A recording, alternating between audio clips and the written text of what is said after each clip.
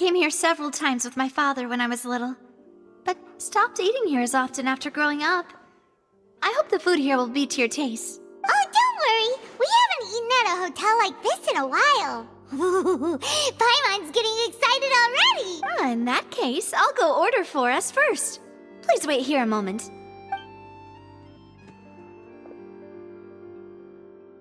Ooh, everything looks so good. People in Fontaine sure know how to enjoy life. Why, of course. Go ahead, try whatever you like. If the food's good, I'll make a group reservation for the rest of Spina di Rosula next time. And if it's not? Well, then I'll still bring everyone. Albeit with only one dish per table. You, sure have your own way of doing things. Oh, we called this a farewell meal, but we could also treat it like a victory feast, right? We did just win that case after all. Oh, true. Very true. In that case, boss, we'll have another 2 dishes. Huh? Paimon didn't mean that you had to order even more food.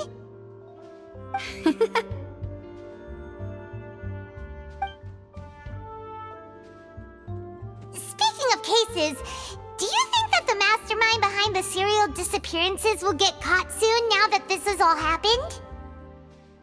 Well, we've certainly taken a big step forward, but I feel that's about it. We know that there's an organization that means to dissolve these young women, but we still don't know what they are really after. If it hadn't happened right in front of us, Paimon wouldn't have ever believed that a person could be dissolved like that. Right? Yet it was because this was such a preposterous notion that the investigation could never really move forward before. Ugh. If only that guy could have finished speaking! We were so close to hearing who was behind it. In such investigations, even the smallest step can seem like a yawning chasm if the trail of clues is cut off. To be honest, I don't have high hopes for any follow-up that the authorities might conduct. It's not that I don't have faith in their ability, it's just that a different perspective is required in some matters. It's easy to guard against and deceive a single narrow perspective. A shift in thinking is required at such times in order to produce a breakthrough, which is exactly why the Spina di Rosula exists. Those highfalutin folk are not all-knowing. That's why we exist, to seep into the cracks where filth falls through, where their watch fails them. That's the kind of problems we solve. Seems Paimon thought things were simpler than they actually are. It's all right. Well, this was supposed to be a farewell meal, so I doubt you have further interest in this business, right? Let's talk about something else. Like, what are your future plans? That's true. We didn't have a chance to speak to her after the trial ended. It didn't really seem like the right time or place to do it anyway. I see. So, your primary objective, which has been foiled so far, was to have a chat with the Hydro Archon. I've heard that there's a long line of people waiting to meet Lady Farina. I suspect you'll be waiting for quite a while, considering that you missed your chance today. Yeah, we've heard that she's super popular here in Fontaine, and that it'll be tough getting any of her time. Well, would you consider some more, unique ways? Perhaps even methods of, let's say, questionable legality? Guess that's Spina di Rosula's boss for you. Chock full of sketchy ideas. Well, what did you have in mind? Well, one way would be to infiltrate a performance troupe at the Opera House, only to abandon your act at the play's climax and ask to speak to her after the performance. I'm sure Lady Farina would be eager to see the ending, and would agree in order to finish watching the play. Don't you think? Could you suggest something a little more practical?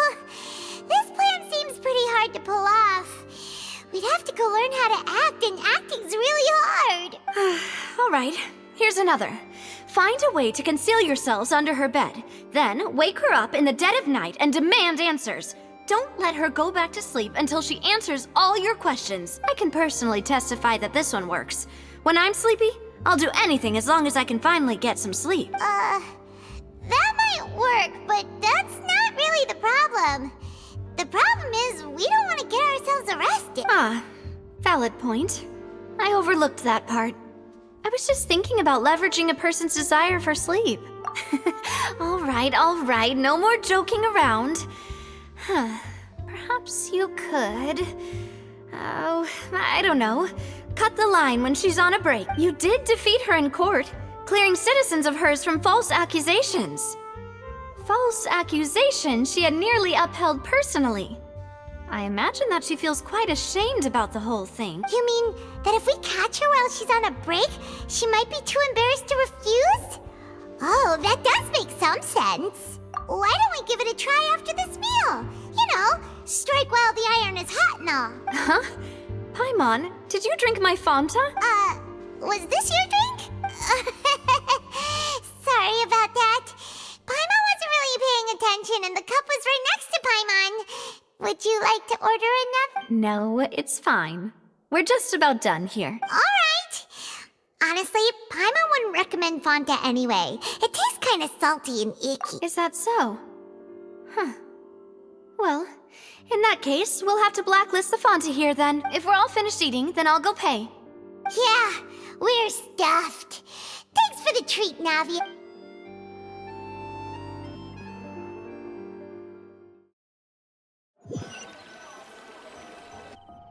Oh, so full. Paimon can barely float anymore. Nah, that would be so... normal. You know, like you. Okay. As for expenses this month, we're left with... Hey, Navia! What are you doing over there? Oh, nothing. It was just a meal, you know? Nothing the Spina di Rosula can't cover. Let's get ready to try to meet the Hydro Archon again. Bye, Navia! So this is goodbye, huh? Well, if you do encounter any other trouble in Fontaine, you're always welcome to contact the Spina di Rosula. I'll give your requests the highest priority. In any case, I wish you smooth sailing. I'll see you again, partner. See ya!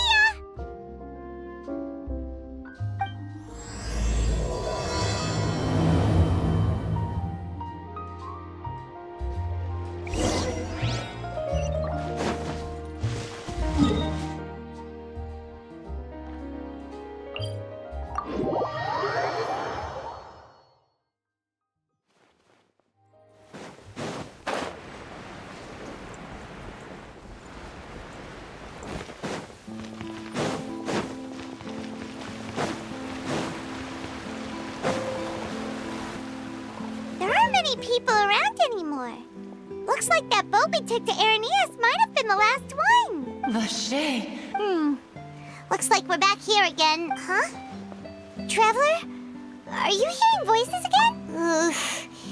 That's kind of spooky. Are you sure we don't want to come back in the morning? Vache? Hey, why are you still walking towards it? There might be something nasty in the water. Huh? Hang on. Paimon can kind of hear a voice. It's calling for Vache, right? Hey, Traveler? Stop walking! Come on, wake up!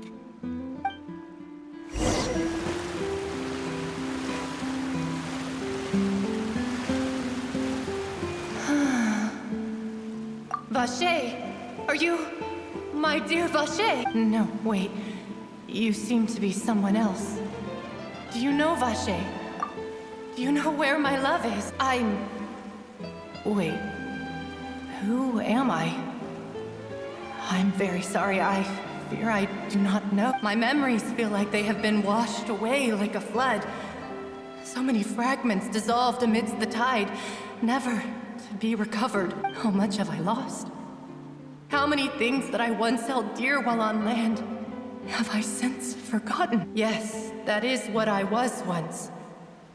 But now, I am but the consciousness of one who is lost, therefore. I do not know how I came to be like this either.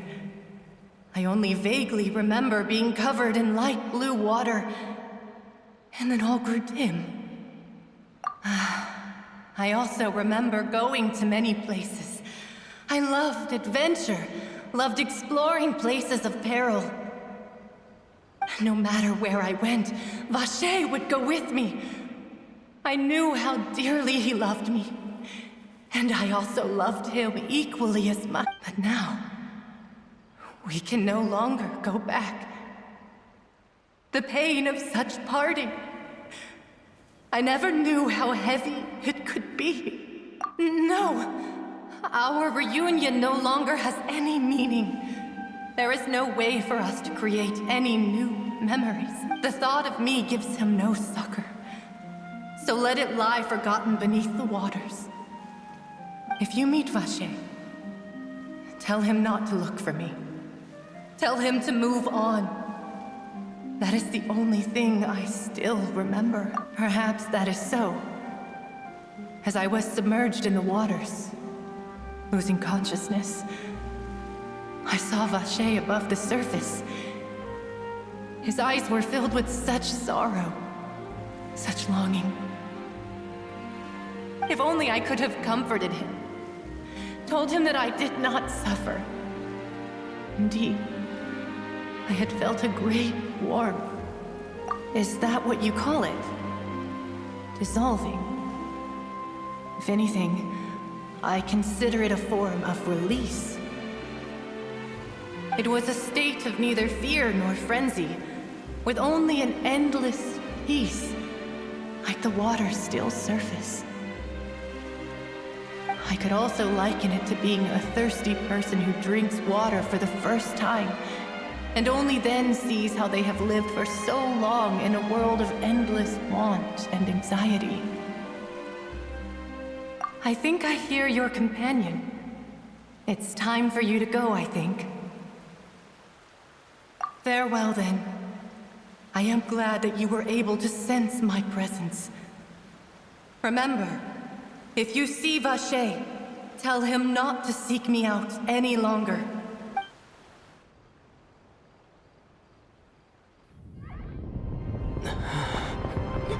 Wake up! Come on, hurry! Navia's outnumbered!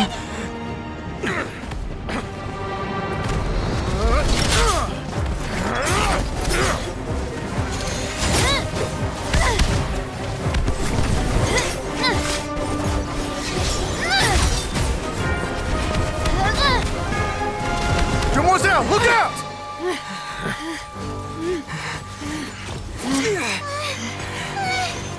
Dear God, it's a whole army of Gardamex.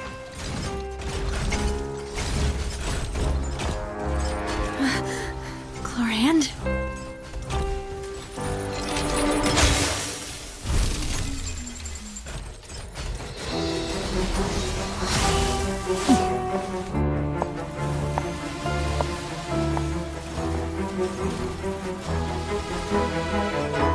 Quick, now's our chance!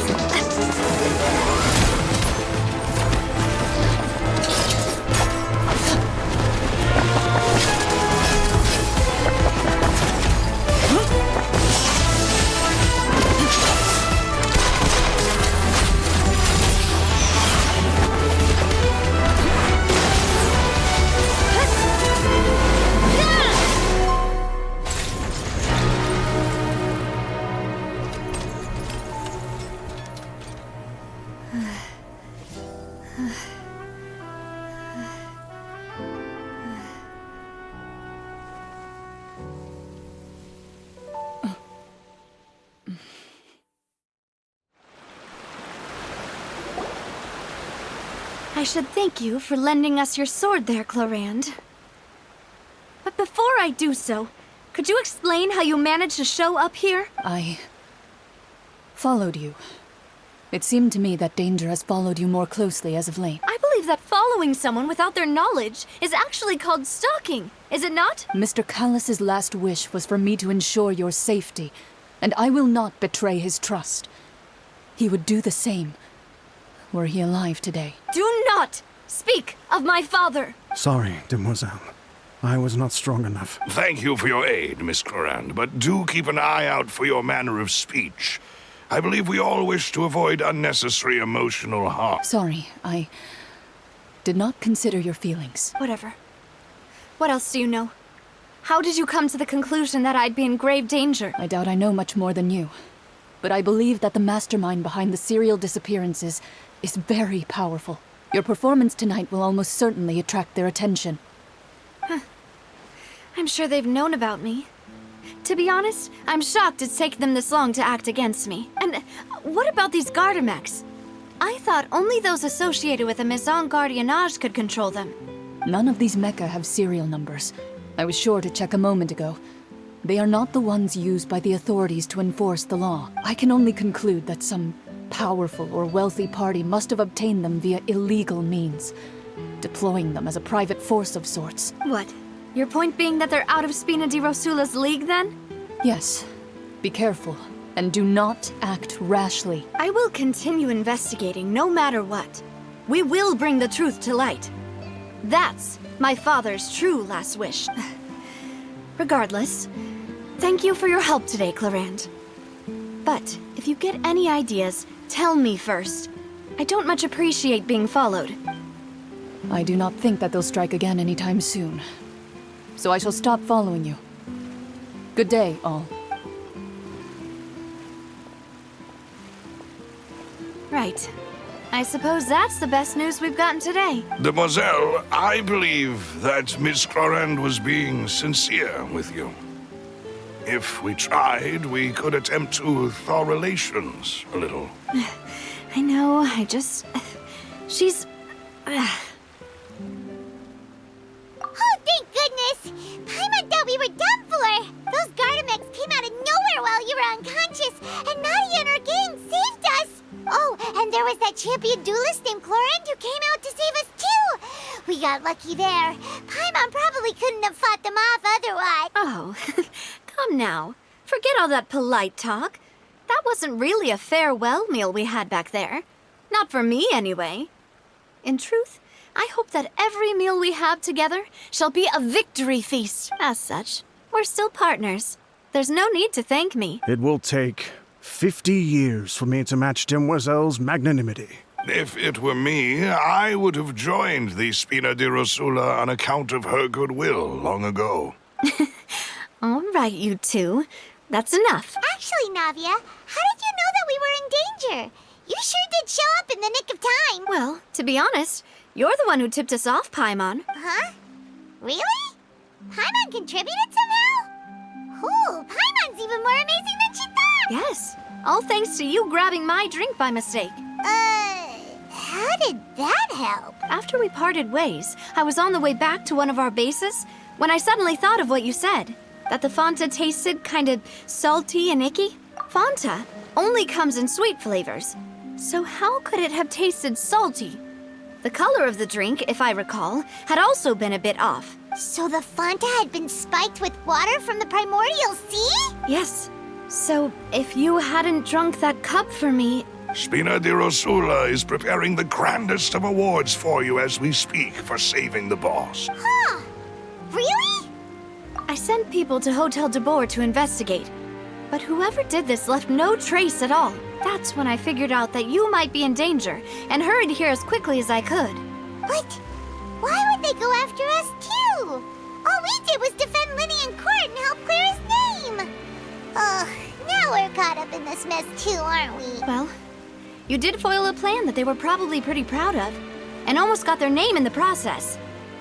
Speaking of which, did anything strange happen when you drank the primordial seawater? Well, it can't be a coincidence that the traveler fainted just now. He said that he heard that voice calling for Vache again. Oh, and this time Paimon heard it too.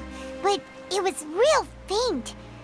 Does this situation have to do with the primordial seawater then? Does that mean the primordial seawater raises someone's sensitivity to hydro when it's used on people who are not from Fontaine? That doesn't sound like too much of a bad thing, to be honest. New intel?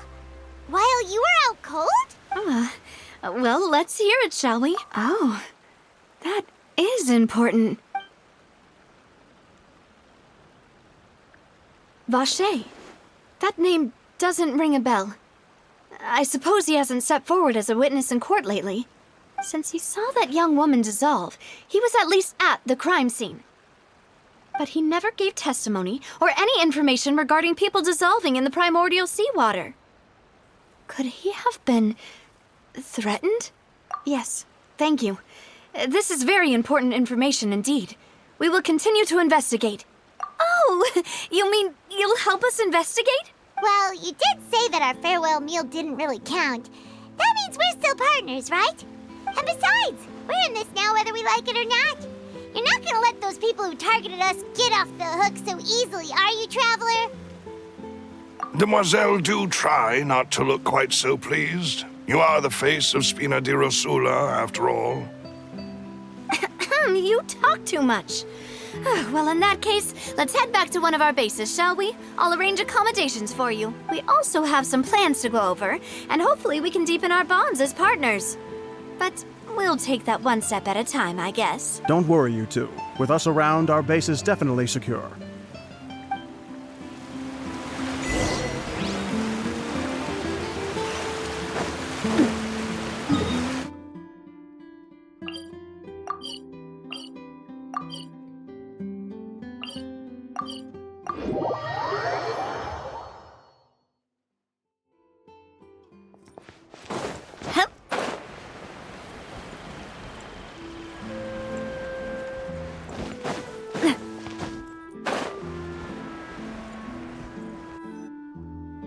It's right up ahead, but let's make sure we weren't followed first. I've been keeping watch, Demoiselle. I haven't spotted anyone suspicious thus far.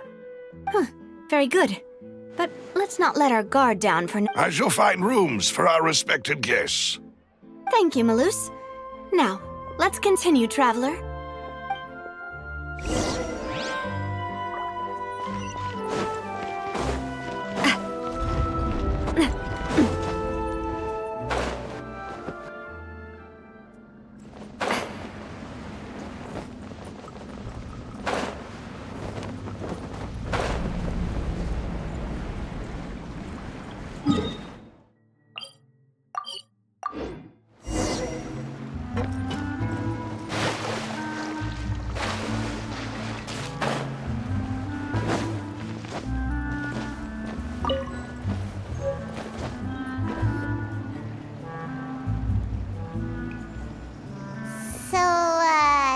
This is your base? It's not quite what Paimon imagined. Your accommodations have been arranged. Under the present circumstances, I can confidently say it's the best we have. Well, our funds have been a little tight lately. After all, we don't allow illegal or unethical profiteering. In fact, our funds often come from citizenry who support us. Seems like it's tough times for everyone. But if you have the support of the people, that does sound like it's worth it. To be honest, our financial situation was a lot better back when my father was in charge a few years ago. I'm afraid I'm not quite his equal. Your father... he was the previous boss of Spina di Rosula, right? How did he... Demoiselle, if you'll allow me to explain. No. I'll explain it myself. I suppose I couldn't run from this topic forever. And as partners, this is something I hope they can understand. My father's name is Callus. Yes, the same one they call Callus the Unfaithful in the streets. 3 years ago, he was accused of murdering his own friend. But he chose a duel to defend his honor instead of standing trial. He died in the duelist's ring. Oh no. But I do not believe my father was a murderer. I'm sure he was set up. At the time, I believed that if he only stood trial and was duly investigated, something amiss would crop up and prove his innocence. But strangely, he not only requested the duel himself, but rumor has it that even after being seriously injured, to the point where he could be deemed as having lost the duel, he refused to surrender, determined to die in the arena. 3 years later, I still don't understand why he did that. How could he protect his honor if he's dead? If anything, he gave up his chance to defend himself. The closest piece of info I have is that my father had been investigating the serial disappearances case at the time of his death. Ah, so that's why you're so determined to get to the bottom of that case. That's right. I've also tried to investigate the murder my father was implicated in. But I haven't found a single new clue in my countless reviews of the investigation records. However, I believe that if the murder case is related to those behind the disappearances, they must know something. I must know what really happened. Was my father coerced? Framed? Even if he really did kill his friend, I must get to the truth. If only he'd been more open with me when he was still alive. He even hid the fact that my mother died due to complications when giving birth to me. And now, here I am investigating his death. You really are a handful, aren't you, Papa? Demoiselle, please, if there is anything I can do, anything at all. I also will never believe that Master Callus murdered anyone. There are none whom I respect more than the two of you, Demoiselle. Master Callus did so much good in life, yet all it took was one murder case for him to be dubbed Callus the Unfaithful. Even our supporters decreased greatly due to that incident, hence our strained finances at present. Wait, if Callus was such a good man, wouldn't people at least be a little suspicious when he was accused? No. Perhaps people just revel in that kind of drama. It's not something exclusive to people from Fontaine, really. Everyone's like that. People love watching the evil turn over a new leaf, but they also enjoy watching good people fall into an abyss from one slip-up just as much. But how could... never mind. If Callus was really falsely accused, we have to find the truth. He didn't deserve to have that happen to him. There is one other thing.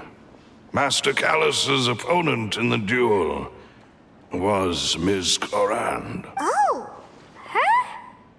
Well, then, isn't that as good as saying that she was the one who killed him? Yeah, that's not the sort of thing that you can just let go and move on from. Ms. Clorand has always placed great emphasis on the honorable nature of the duel. If her opponent doesn't yield, she will not stop either. She knew Master Callus beforehand and greatly respected him, but seeing how he was resolute in the arena, there was only ever one choice she could have made. It's not that I don't understand her at all, but I just can't deal with this yet. Don't worry, Navia. Paimon knows how you feel.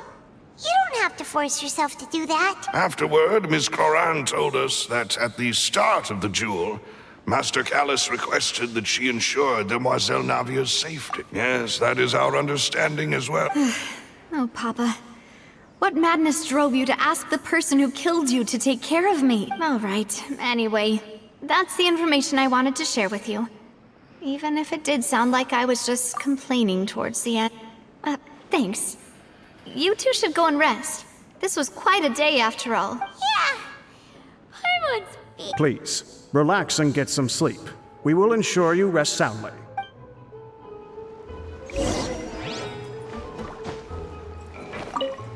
Whether it be responsible, this won't do.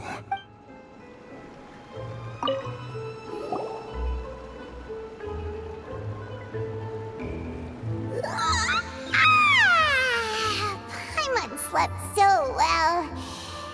This place feels almost too safe, huh? Navia? Where did the other two go? I sent them back to Poisson. It's Spina de Rosula's place of origin, and where we have our headquarters. There's not much for them to do here at the moment. Paimon gets the feeling that you're just trying to get them off your back. But never mind that. When did you get back? Were you waiting here the whole time? No, I just returned after going out for a while. I did some investigating yesterday regarding the name Vacher. Wait, so you didn't sleep at all? How could I after having such critical new evidence appear? Guess Paimon wasn't speaking for everyone just now, huh? Unfortunately, this name seems to have been wiped from existence. It doesn't seem to have a match anywhere. I suspect that those behind this have already taken steps to hinder an investigation from this angle. But that does prove that this Vacher person is a key witness in the incident. Does that mean we're too late, though? No. There is one ray of hope.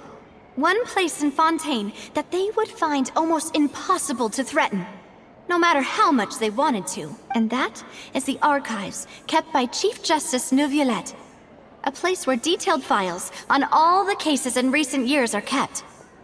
If the Oceanid you met is one of the young women who went missing recently, we should be able to find some related information there.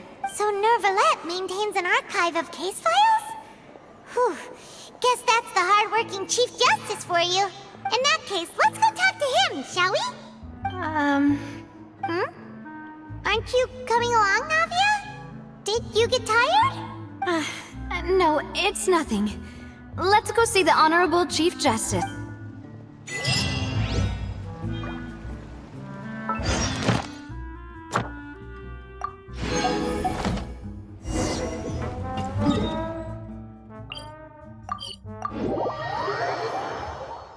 The Palais is right up ahead. Come on.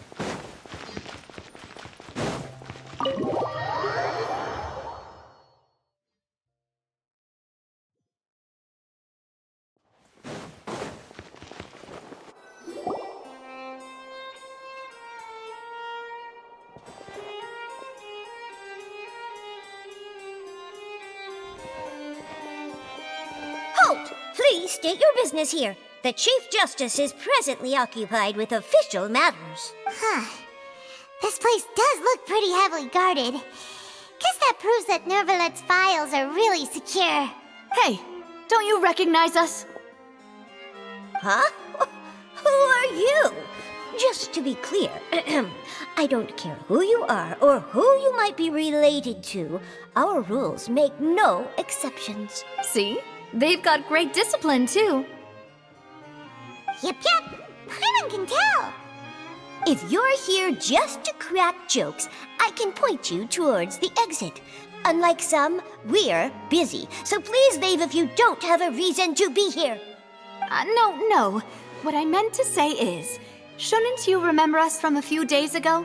We were at the trial of the great magician Linny. Oh, yes, I remember. I read about it in the Steambird. You must be Linny's attorneys. It's all coming back to me now. We're here today to report and archive some information on a follow-up case. Is that even a thing? Of course. Don't worry. We're here on official business. You can trust us. All right then, I'll let you through. The Chief Justice is just inside. Thanks so much.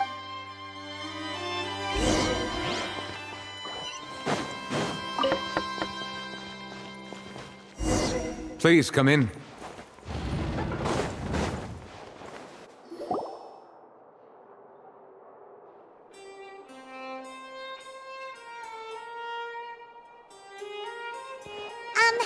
Sorry to barge in, Monsieur Neuvillette. We only lied to get in because we didn't know any other way. It's all right. Please let me know how I may be of assistance to you. So you're not mad at us? We're looking for a man called Vacher. He may have been an eyewitness in the serial disappearances case. If we can find him, we may be able to unearth some key information on the case. I see. In that case, please wait here a moment while I browse through the files.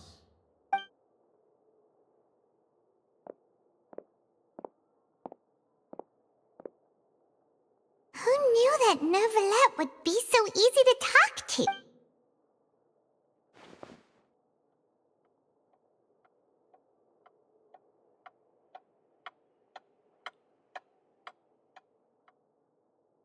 Unfortunately, I'm quite certain that no one by the name of Vacher has been involved in any case, criminal or civil, in the past several years. There are no records of him either in the files or in my memory. Traveler, what if it was really just a dream? Is that so? All right then. Thank you so much, Monsieur Neuvillette. We'll take our leave now. Ahem.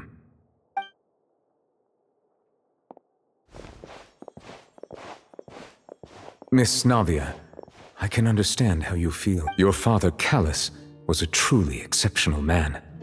We deeply regret his passing. And what are you trying to say, Monsieur Neuvillette? Are you trying to console me? Extend your sympathy? Or just express some tendril of regret? No. You are not trying to do any of that. I can hear it in your voice. There's no emotion behind your words. You only said those things because you felt like you should. It's just like last time. After my father took his place in the duelist ring, I pushed through the guards to talk to you as a last resort. You even told me then that you thought there was something fishy with the case, yet you still allowed the duel to go ahead. In your eyes, the value of a human life is nothing compared to those cold laws you hold so dear. If you truly regret my father's death, then why didn't you call a stop to the duel? Why didn't you give me the power to stop him from throwing his life away? Why did you just let him die, despised and hated by all? Everything was hanging on a thread at that moment. Just the tiniest effort could have changed everything. There are still so many things I never got to tell him. So many questions he still owes me answers to. If you really have no heart, then just look me in the eyes. I, Navia, will show you the true meaning of regret.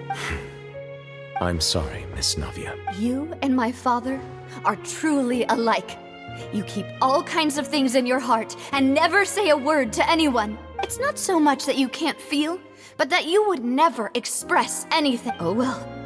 In any case, everyone already knows full well the apathy of the Chief Justice. My apologies for taking my emotions out on you, Monsieur Chief Justice. Let's go, Traveler and Paimon.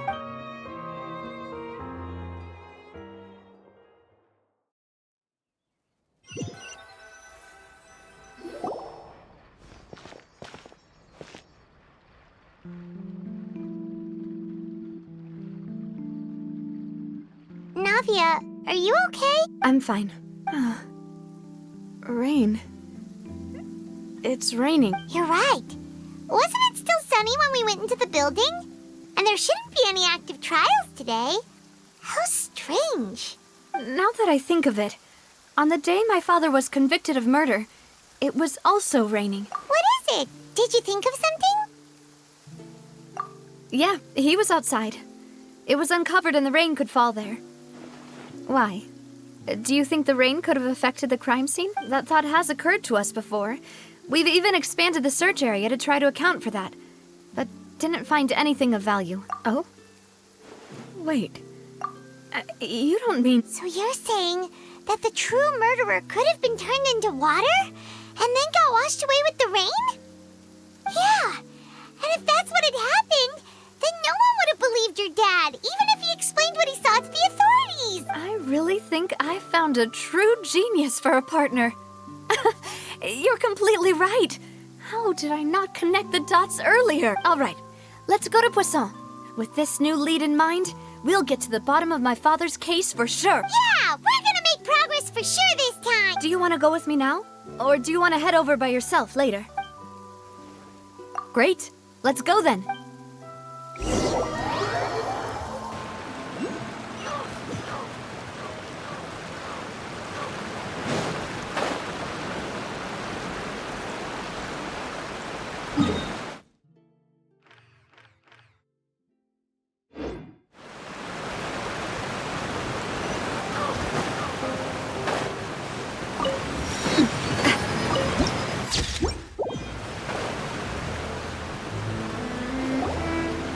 Whoa, what a huge ship! Why would a ship be anchored at a place like this? There's no need to be so surprised. While it may look like a ship, it's actually Spina di Rosula's headquarters. My father was the one who asked for it to be built like this. Perhaps our taste in exterior design is the only thing we occasionally had in common. A gigantic and glamorous ship embodies discovery, opportunity, ambition, and conquest. It symbolizes Spina di Rosula's bright and limitless future. And Paimon thought you were bluffing when you said Spina di Rosula had a glorious past. Paimon was confused why a group with such a history would live in the sewers. But now that Paimon has seen this ship for herself, she's been convinced. Well, Poisson is where Spina di Rosula began, after all. It's our main base, our home.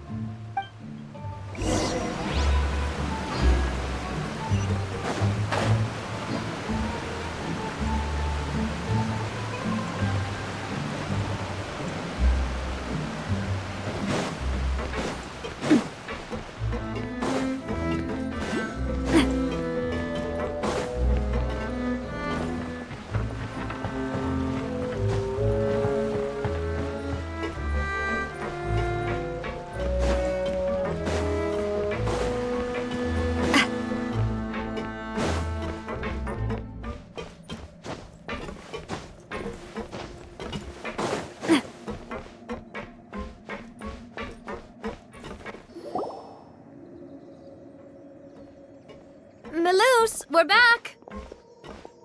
Apologies for the wait, demoiselle, and our most important partners. You said before that you still had some business at the court. What brings you back to Poisson so quickly? About that. It's because my partner here reminded me of something really important. You see, what if my father's case had something to do with water from the primordial sea? You still remember, right, Malus? On that night, it was raining? Yes, the case was quite similar to that of Mr. Linney's. Both were what you'd call impossible murders. Could you tell us a bit more about what happened before? Yeah, of course. Many years ago, something called synth began to gain popularity in Poisson. At a glance, it was a kind of drink that could excite your mood and produce many pleasant hallucinations. Wait! Didn't that guard guy who turned into water also mention that the primordial water could be used to produce some kind of potion? Yes, he did.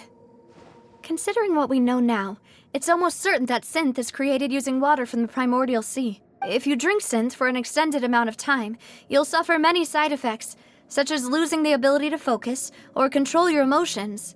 And if you were to stop drinking it completely, you'll experience flashes of paranoia and anxiety while lacking energy to do anything. It's an extremely dangerous substance. As he oversaw Poisson, my father was compelled to put a stop to synth abuse and called for a complete ban of it. Boss's uncompromising attitude incurred the synth vendor's wrath, but no matter how much they threatened or bribed him, he refused to yield. Not only that, Boss became determined to find the mastermind behind the synth operation and put an end to the problem once and for all. Yes, but the enemy was very cunning. So he could never get anything out of the dealers, all of whom only sold the stuff and weren't privy to the rest of the operation. Recognizing that, my father decided to contact the dealers in secret and cultivate personal relationships with them. Finally, he was able to convince someone to become his informant. The man's name was Jacques. He felt greatly ashamed about his work after seeing many families destroyed by synth abuse. That night, my father hosted a banquet at his countryside estate. He planned to meet up and exchange information with Jacques over some food. But then, we heard 2 gunshots from the courtyard. We raced to the scene and found my father, still holding a gun, and Jacques, who was already dead on the ground. Huh? How did that happen? Aren't they on the same side? Sounds just like Lenny's case, doesn't it? In both cases, the culprit seemed obvious, but neither appeared to have any motive at all. Looking back on it, though, I now believe the most important clue was something we all overlooked at the time. There were pieces of clothing left at the scene. Precisely.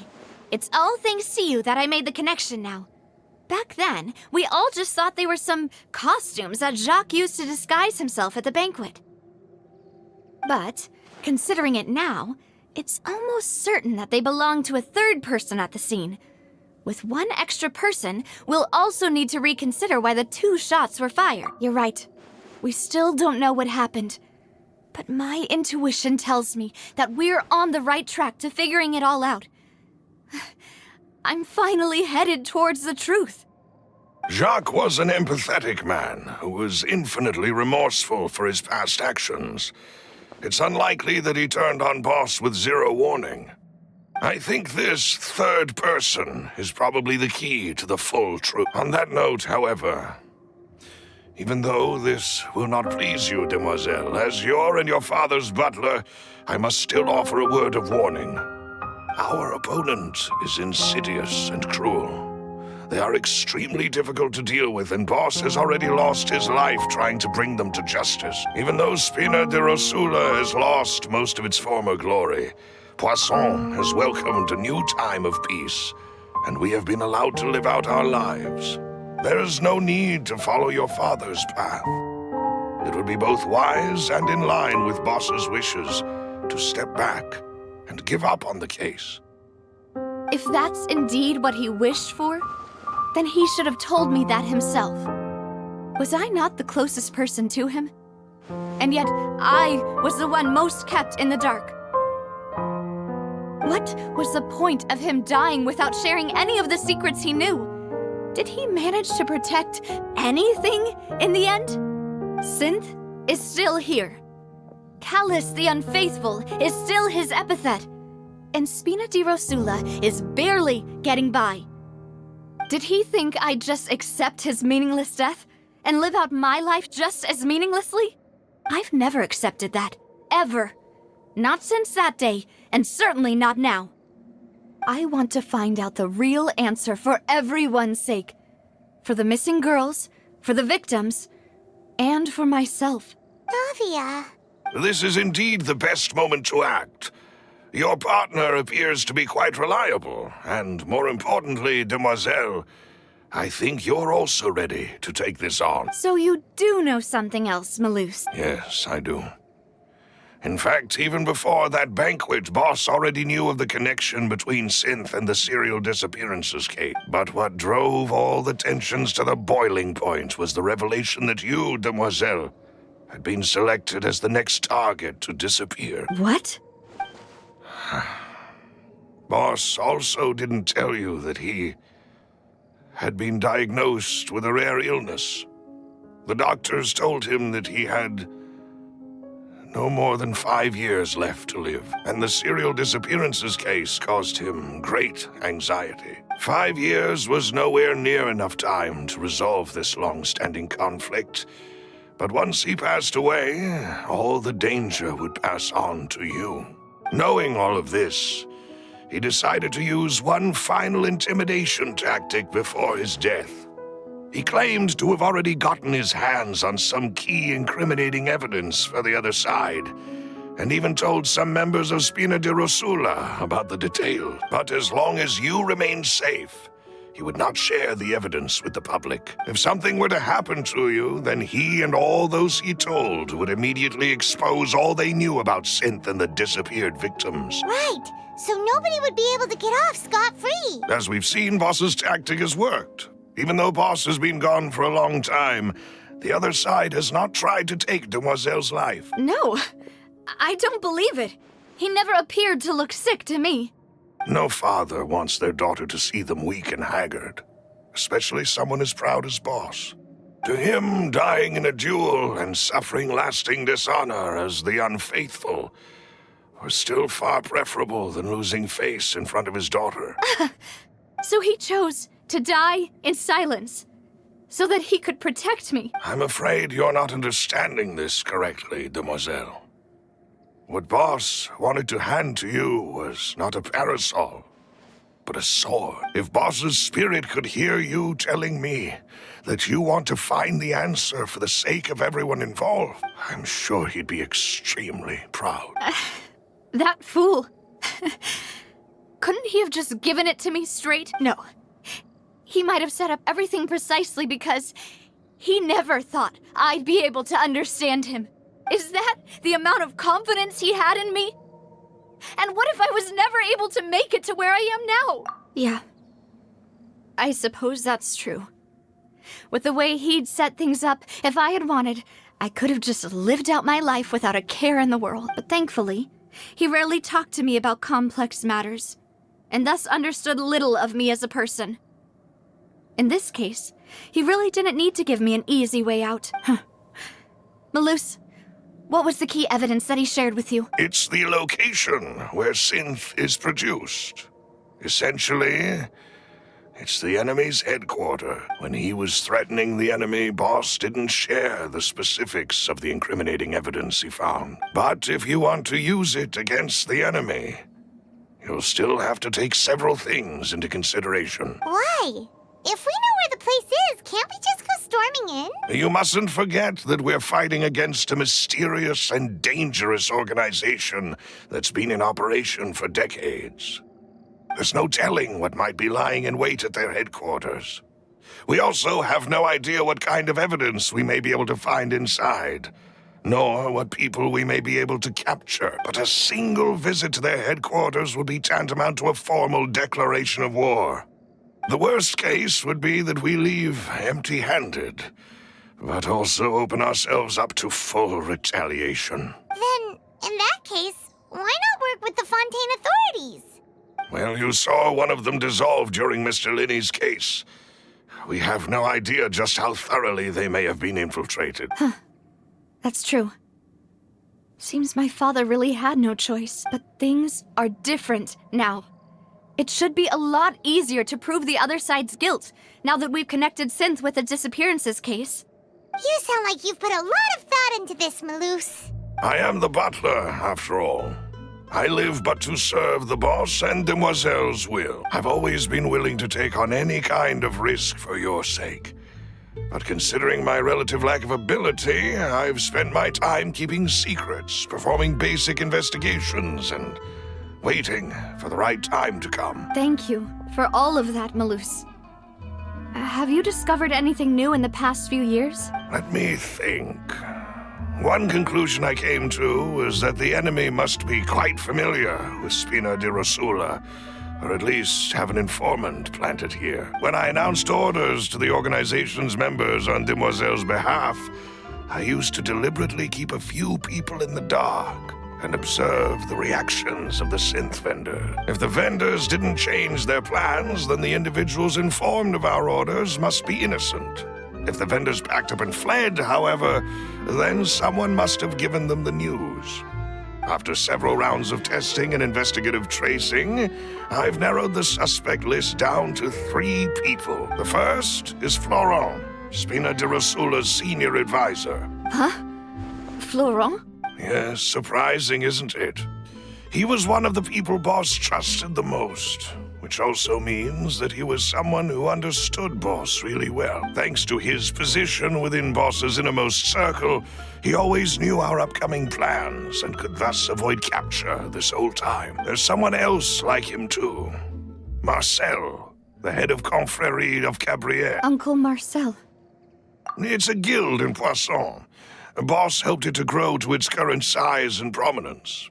In the beginning, they were only reselling some daily goods, but now they're one of the richest guilds around with a lot of business connections in the city.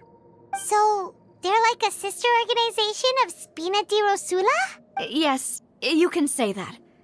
When we were fighting against the synth dealers, they provided us with plenty of support. It's a bit difficult to imagine someone using their own money to hunt down themselves. The final suspect is Thierry, the man responsible for coordinating information between Spina di Rosula and the guards. Although the guards mostly leave us to our own devices, there are still many activities we have to report to the local authorities. Since Thierry is always in the know about our current activities, he could theoretically always plan one step ahead. I see. These are all people who I communicate with quite regularly. To think that the enemy we've been fighting against has been right next to me all along, among those I trust the most. It's almost too hard to believe. If you want to investigate them, please take every precaution to not alert the quarry. Judging from our experience, the enemy is extremely cautious. Of course. And thank you, Maloose. You've provided us with a lot of great information. You're too kind, my lady. I'm just doing my duty. And before I forget, proving Boss's innocence would also mean clearing him of blame in Jacques' death. After that incident, Jacques' wife and daughter were taken into the Spina's care. They still live in Poisson today. If it might help, you could also pay them a visit. I can make the necessary arrangements. Oh, thank you so much, Maloose. You really are the best. A new case awaits, my dear partner. I hope we can work together to uncover the truth and end this case once and for all.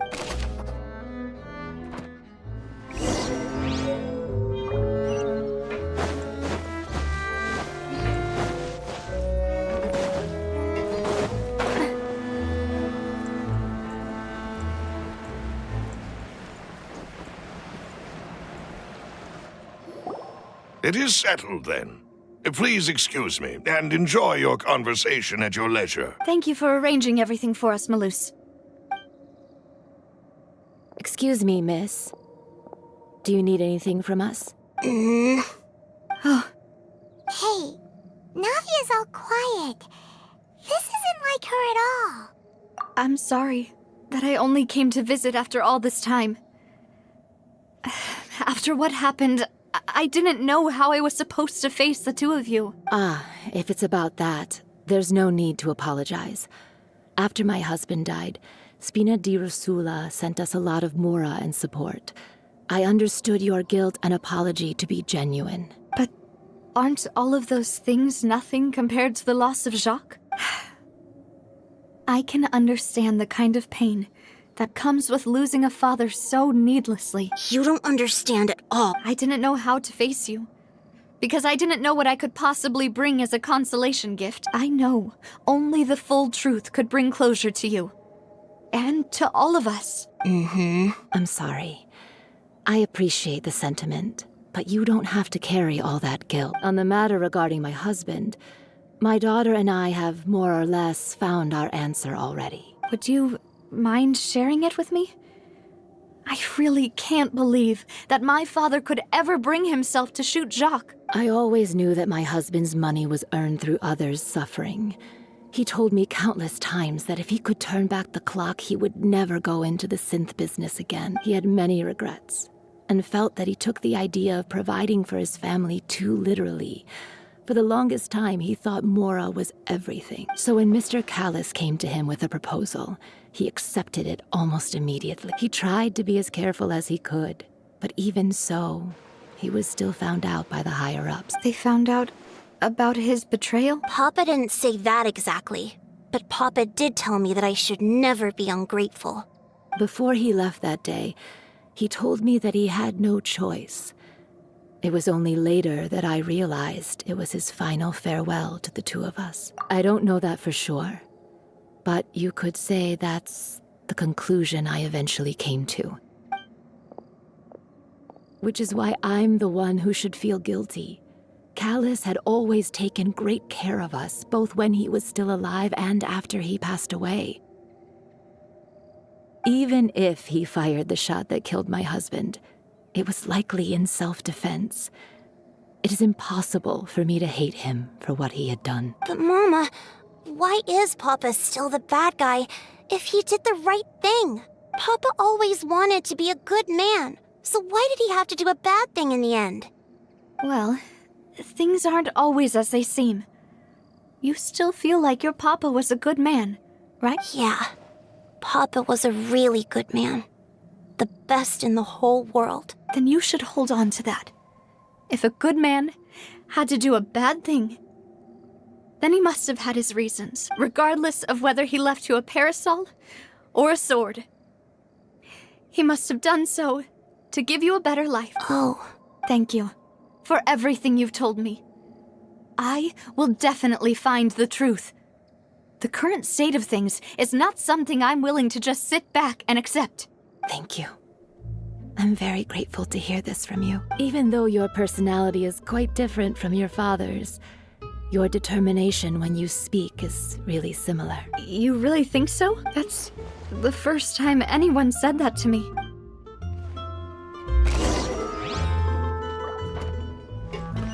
Are you okay, Navia? I'm fine. Don't worry. Let's investigate the 3 suspects next. Laurent should be nearby, and we should be able to find Thierry and Uncle... Greetings, boss. How may I be of assistance today? I'm sure you've heard about what happened at the Opera House? Someone got turned into water right in front of us. Yeah, I've heard. With something that dramatic, I'm sure journalists will milk it for all it's worth. And it'll be all the talk for the next several weeks. It also reminded me, on the day that the incident happened with my father, it was raining outside, and we found some clothes left at the scene. After my partner here put the dots together for me, I feel like we should try to reopen his case. Can you do me a favor and try to recall what happened that night? Let me think. Mr. Callis was feeling pretty upbeat that day. So he was drinking and bantering away with us at the table. After that, he told us that he wanted to go get some fresh air. so we let him go without thinking much of it. Who knew that we would hear 2 gunshots ring out right after? My first reaction was that Mr. Callus's life was in danger. So I grabbed my holster and made a mad dash toward the scene. But when I got there, it was already too late. Mr. Callus was standing over a dead body with a gun in his hands. All we could do was look back and forth at each other, not knowing what to say. So you also remember 2 gunshots then? Indeed. The guard said that the first shot didn't hit anyone, while the second killed Jacques. But I've never really bought that explanation. Reason being, Mr. Callus had left his gun on the table. I even made sure to confirm that before running to the scene. But according to the guards, that doesn't mean he couldn't have had other guns on his person. About the clothes left at the scene that you mentioned, do you think there was a third person there who was turned into water? At least from our perspective, my father had no reason to kill. So he would also have no reason to bring an extra gun with him. The gun he was holding probably belonged to Jacques, or a third person on the scene. Yeah, that makes a lot of sense.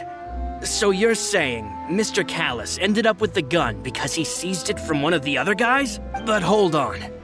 If that's what had happened, then why didn't he share the truth with any of us? He didn't even want to face the Oratrice machine, and chose instead to prove his honor in a duel. Did he lose all faith in the courts after seeing someone dissolve right in front of his eyes?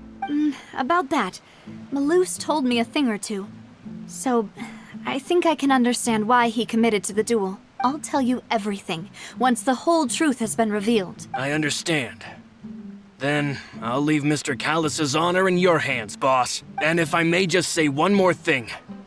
The whole Callus the Unfaithful epithet has been a thorn in my side since the day it was invented. Many people have laughed at me for still calling him Mr. Callus, even after so many years have passed. But it was Mr. Callus's trust that allowed me to rise through the ranks of Spina di Rosula and live the life I lead today, no matter what others might say. He'll always be the man I respect the most, and he'll always be my boss. Don't worry. I will definitely find the truth. You and all our other comrades at the Spina deserve to know the truth as well.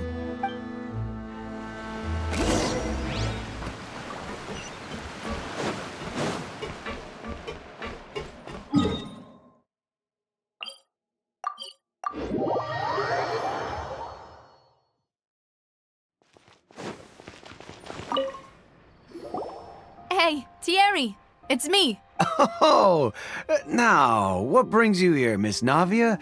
I've heard that you made quite the name for yourself at the Opera House. Oh, so you've got news of that already. Oh, okay. Hey, I'm also a member of the Guards, you know. The way you make it sound, people would think I was sent off to Poisson because I had done something wrong. Are you sure there isn't a little bit of truth in that? Under normal circumstances, shouldn't you have been called back to the city already? I mean, where I work is really up to me. Let's just say I enjoy the ambiance of Poisson. Callus did a fantastic job running the town, building Spina di Rosula from the ground up and clearing many obstructions in my way. It would be next to impossible for me to find a similarly easy but high-paying job in the city. Anyway, enough chit-chat. Are these 2 friends of yours? You, here for some formal business? Yes. These 2 are my partners. What happened at the Opera House made us realize that Linny's case and my father's may be related. We're trying to reinvestigate the details of my father's old case. Ah, I get it. You think there might be more to the case now that we know people can be dissolved into water, right? I was also flabbergasted when I first heard it. If you want to go through the original files from your father's case, I can help you look for them. That'd be much appreciated. Thank you. Actually, I have another question. Do you have the authority to dispatch Gardamex? Of course. Without them, I couldn't possibly handle Poisson on my own. Why do you ask? We definitely can't use them to forcefully get more evidence for your father's case. Well, you see, just recently, we were attacked by a horde of unnumbered Gardamex in the city. So, if you hypothetically wanted to do something against me, all you would need to do is get rid of the mecha serial numbers and Send them after me. Then you think too highly of my abilities. Dispatching mecha is very different from controlling them. If I had to make an analogy, when you order a dish, the chef will make it for you. You can ask the chef to cook, but not to massage your shoulders or carry your baggage. If you try to make unreasonable demands, the chef would just think you're out of your mind and ignore you completely. The same goes for me and my Gardamex. Removing a serial number is also not as easy as you might think. There are a lot of complex steps to it, and it's almost impossible to keep it a secret. So I can promise you, those mecha were definitely private units. They're certainly not cheap. So whoever their owner is must be super rich, powerful, or both. Now that you mention it, though, being in the synth business would definitely be profitable enough to afford this. Oh, then you're officially in the clear, Thierry. Oh, well, thank you for the vote of confidence, Navia. Jokes aside, I'd like to wish you all the best with your investigation. I'll be staying in the city for a little while, so just come find me if you need any support from the guards.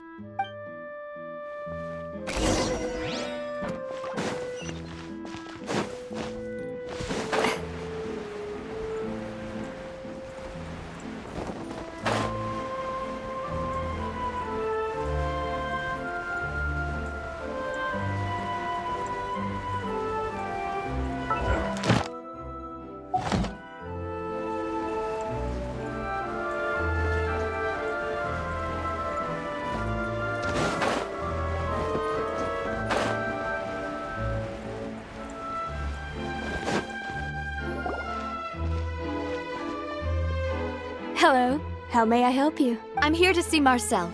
Could you please let him know? You can just say Navia's looking for him. Sure. I will let him know right away.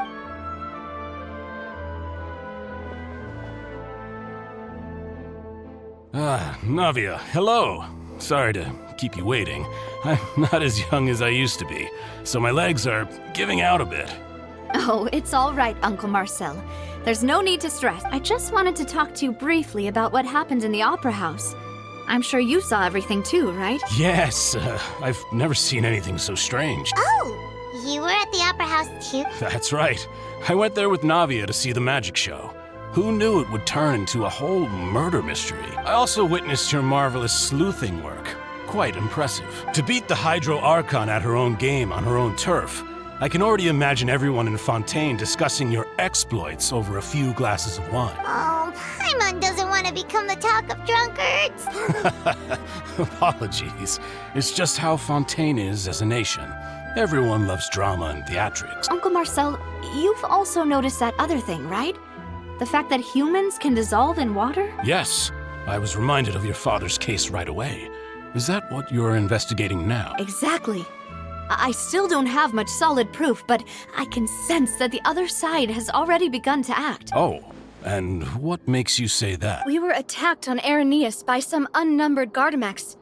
And there was also an attempt to get me to drink water from the primordial sea. If not for the vigilance of my partner, I probably wouldn't even be here talking to you right now. Oh, you're giving us too much credit. Wasn't it you who protected us? Alas, it seems things are heating up again. The peace that Callus sought so dearly will soon become a thing of the past. But rest assured, Navia, Poisson will always remain a safe haven for you. If you're scared, you can always return there. If anyone dares to lay their hands on you there, the Confrérie of Cabrières will use its funds to the last Mora to bring them to justice. Thank you, Uncle Marcel. But I don't intend to go into hiding. I'm going to strike while the iron's hot. Do you have any new thoughts on my father's case? About that. Sorry, my age is catching up with me, so it'll take me a while to recall my memory. The Confrérie was responsible for that banquet, so I was out and about the whole time making sure things were running smoothly. I didn't even have the time to drink with the guests. Then I heard the sound of a gunshot, and the rest was history. Oh, it's okay. No need to push yourself. We'll ask around some more, see if there are any valuable clues elsewhere. Sounds good. Just let me know if you ever need Mora. All my wealth comes from Callus's patronage and support. I'll spend however much it takes to clear his name.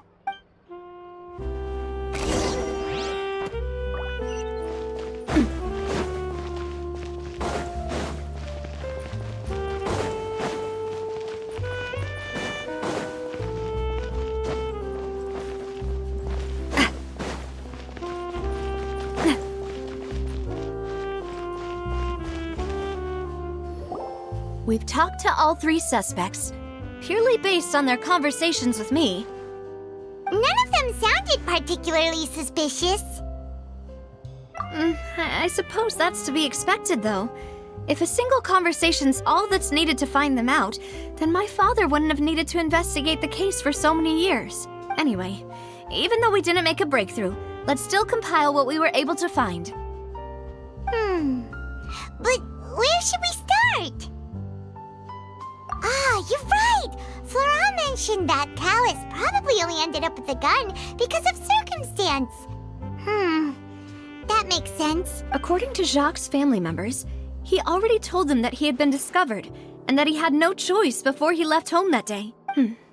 If I had to guess, he probably received an order from the synth boss to kill my father. Had he refused, he and his family's lives would have been forfeit. So, Jacques fired the first shot? Oh? And why is that? Ooh, that's a good point. Jacques probably already knew that he was just being used as a tool for murder. And once he had completed his mission, he'd be of no more use to his boss. So, what would make more sense from his perspective would be to turn his back on the order and seek protection from my father. Makes sense. But without evidence, that's still just a theory. Besides Jacques, the attack from the Gardamex has been bothering me quite a bit as well. It's obvious that our enemy has become more antsy after the secret of the primordial seawater was revealed. Do you think he knew, even then, that we'd follow this lead to the end? Given everything that's happened since, it's quite possible. But who among the 3 suspects would have the ability to control privately owned Gardamex? Thierry, you say? It is possible that he's figured out a way to convert the Gardamex for personal use. But I didn't feel like he was lying when he was talking to us about the mecha. I also don't think he'd be able to keep that kind of tampering under wraps. Yeah. Had he actually tampered with the mecha, we'd be able to prove it with a simple check of the guard's inventory. If the mecha were taken from the guards, it should be pretty easy to find out when and how that happened. Uncle Marcel? My father did really trust him. And they worked together on a large number of projects. Maybe that's how he got to know Jacques. And with funds from the Confrérie, he could also afford a large number of Gardamex. It's still really hard for me to imagine, though. After all, Uncle Marcel has been around since I was just a child. Also, wouldn't this mean he has been spending a whole lot of mora and energy to fight his own synth business? Florent? It is true that he was closest to my father, and thus had the best chance of learning about his dealings with Jacques. But as Spina di Rosula's advisor, his work mostly deals with personnel and security, so he shouldn't have much means when it comes to finance. So you're saying he's too broke to afford a mecha army? Exactly. He can't. And even if he could, I don't think he would be able to dispatch a whole group so quickly. Who could it be?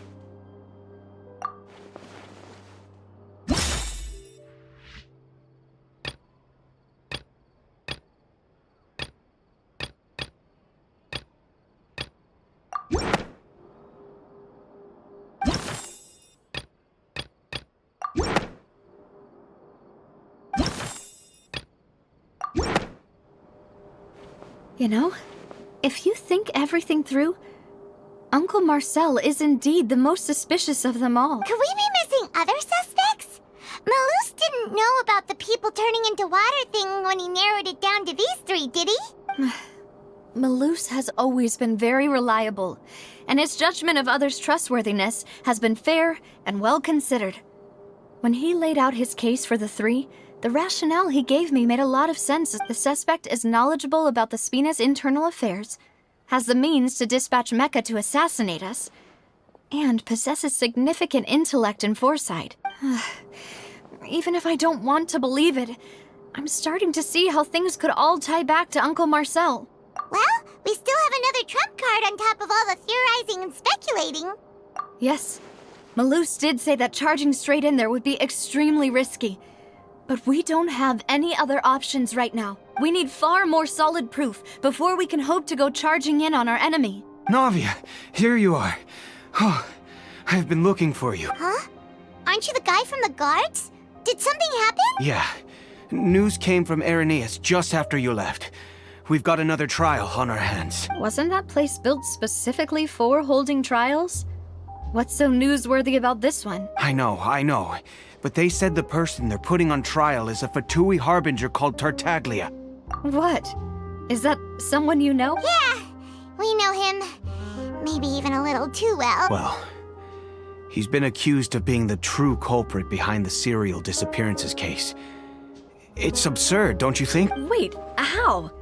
None of our investigations have had anything to do with him. That's what I thought was strange about it, so I came to tell you the news right away. If the charge against him stands, then it'll be next to impossible to get the guards to support any of our planned investigations. Right, because they'll think they've already found the culprit. Yeah, and it'll be a lot harder then to clear Mr. Callus's name.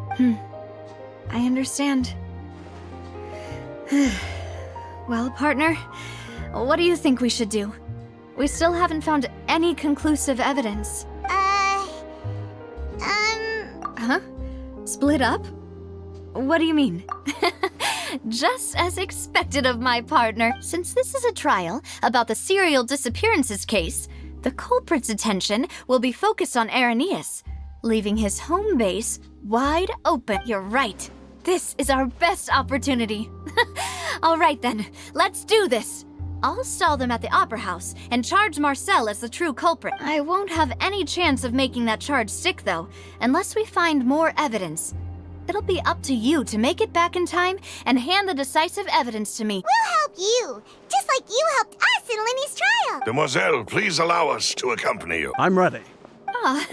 Malus, Silver, when did you two get here? We heard that you'll be leaving Poisson and figured that you might require our assistance. It's our hope that your confidence will be bolstered with the two of us by your side. Thank you so much. Then, let's make haste for Irenaeus. Paimon, Traveler, I'll see you at the Opera House. See you then!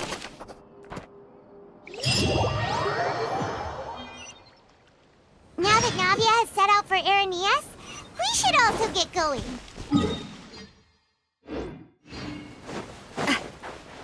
The location has already been marked on the map, so let's head over. Huh. According to Malus's info...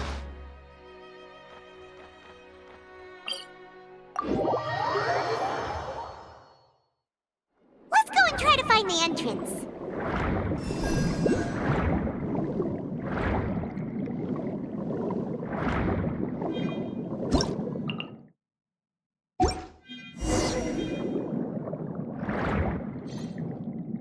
Finally found it!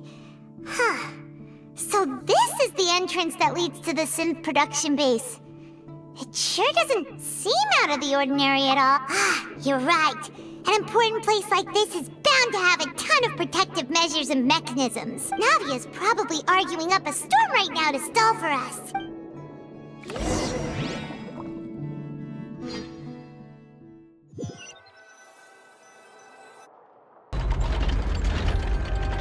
It would appear that I must repeat my question again, Mr. Tartaglia. Do you accept the charge that you are the true culprit behind the serial disappearances case? To be perfectly honest, I don't understand your country's complicated court system, or the reason why I'm being charged with something I've never even heard of. However, I did hear that people who have been charged can choose to participate in a duel to clear their name. Is that right? In which case, as long as I accept the charge, I can have an all-out fight with that champion duelist Clorend, right? I've got to admit, that's one of the most enticing offers I've ever received. When I privately sparred with her last time, she was obviously holding back. Real disappointing. Hey! Don't you understand? You're currently the prime suspect for a major case. This isn't the place for you to be looking for fights. Oh? Sounds like the Hydro Archon wants to lecture me on the ways of the Opera House. Then why don't you duel me too? I'm the kind of student that learns best in the heat of battle. No. That's not what I meant. Alas, it would appear that communication with the defendant is going poorly, and we have made very little progress. In that case, let me explain everything from the very beginning again. The goal of this trial is to determine the culprit behind the serial disappearances case. That case had nothing to do with him. You've got the wrong man. Huh? What's going on? Why is she interjecting again? I told you it couldn't be one of the Fatui Harbingers. Miss Navia, this is the second time you've interrupted the court proceedings. I only tolerated your behavior last time because you were able to provide the court with a key eyewitness. But that was an exception rather than standard court protocol. I can very well charge you with contempt of court for your interjections. Oh, please. Did you ever think I had any respect for this place's pointless theatrics? We can put that discussion aside for now. I'm not here to argue with you. I'm here to charge the true culprit behind the serial disappearances case. And if my charges prove true, then Tartaglia here will be proven innocent by default. Correct? Oh, a young lady has charged in and offered to clear my name. How fascinating. Well, I'd gotten half bored to death by all these rules and procedures anyway, so I'll take you up on that offer. So, Your Honor, is there nothing else for me to do now? You may take a seat for now in the audience, but that doesn't mean the suspicions against you have been lifted. Now then, Miss Navia, who is the person you would like to charge instead? That person is...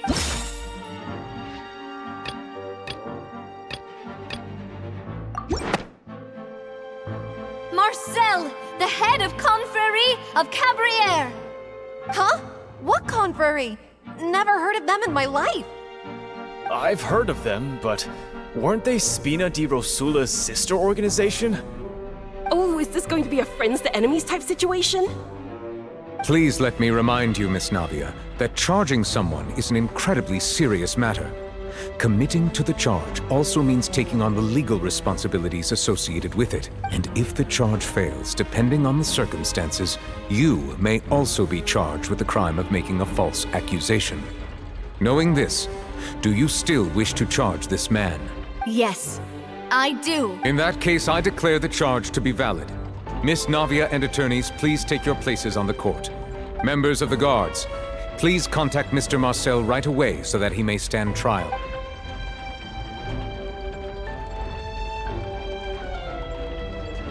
Mr. Marcel, you will not require an attorney. Is that correct? Apologies. It all just happened so quickly. I still haven't figured out what's going on. I think an attorney won't be necessary. This is probably just a misunderstanding between me and Navia. Very well. In that case, since both sides have now arrived, Miss Navia, please present your charges. I would like to take everyone back to 3 years ago, to the case of Callus the Unfaithful. Only through elucidating what really happened in that case can we connect all the dots for the serial disappearances case. Navia, do you really think that I was the one who killed your father? Come on, why would I do that?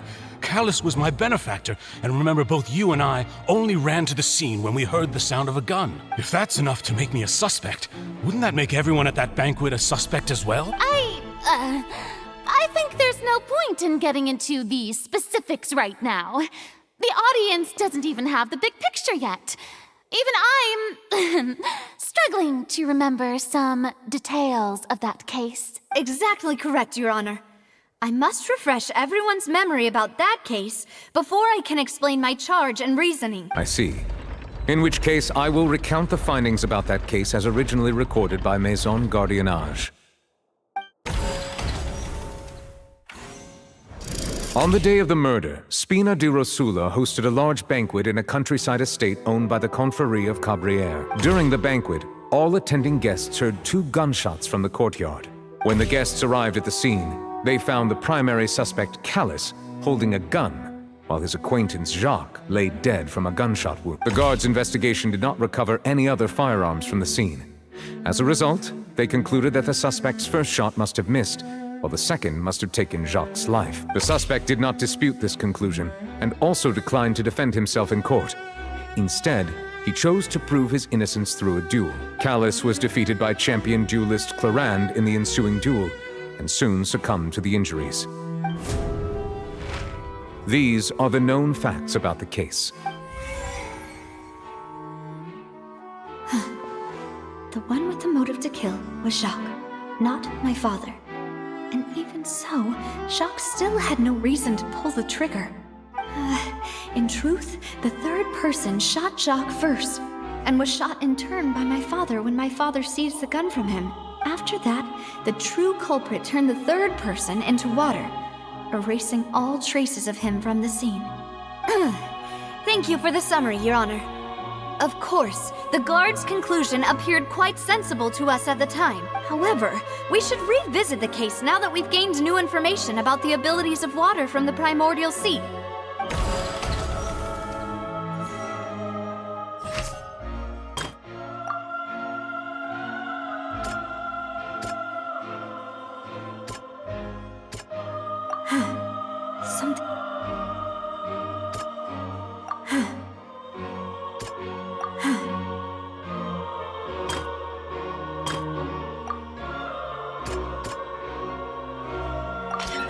This assassin first shot Jacques, then turned to shoot Callus, only for Callus to wrestle the gun from him and kill him instead.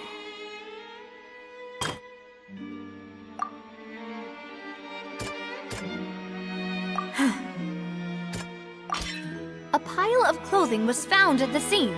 The guards once believed they were used by Jacques as a costume to disguise himself. But since it was raining that day, the culprit was confident that they could use the rain to wash away all traces of their dissolved accomplice.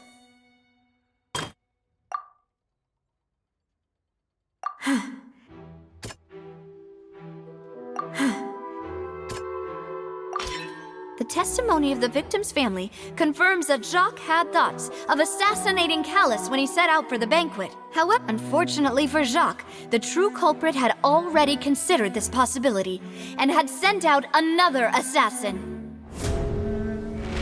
Realizing this, the true culprit caused the hired assassin to dissolve into water, leading everyone to believe Callus was responsible for Jacques' murder.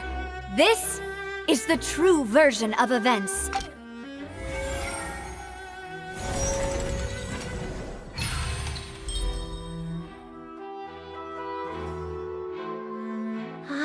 That's what happened. Wait, you're telling me something as dangerous as water from the primordial sea has been used for all these years? What a great theory.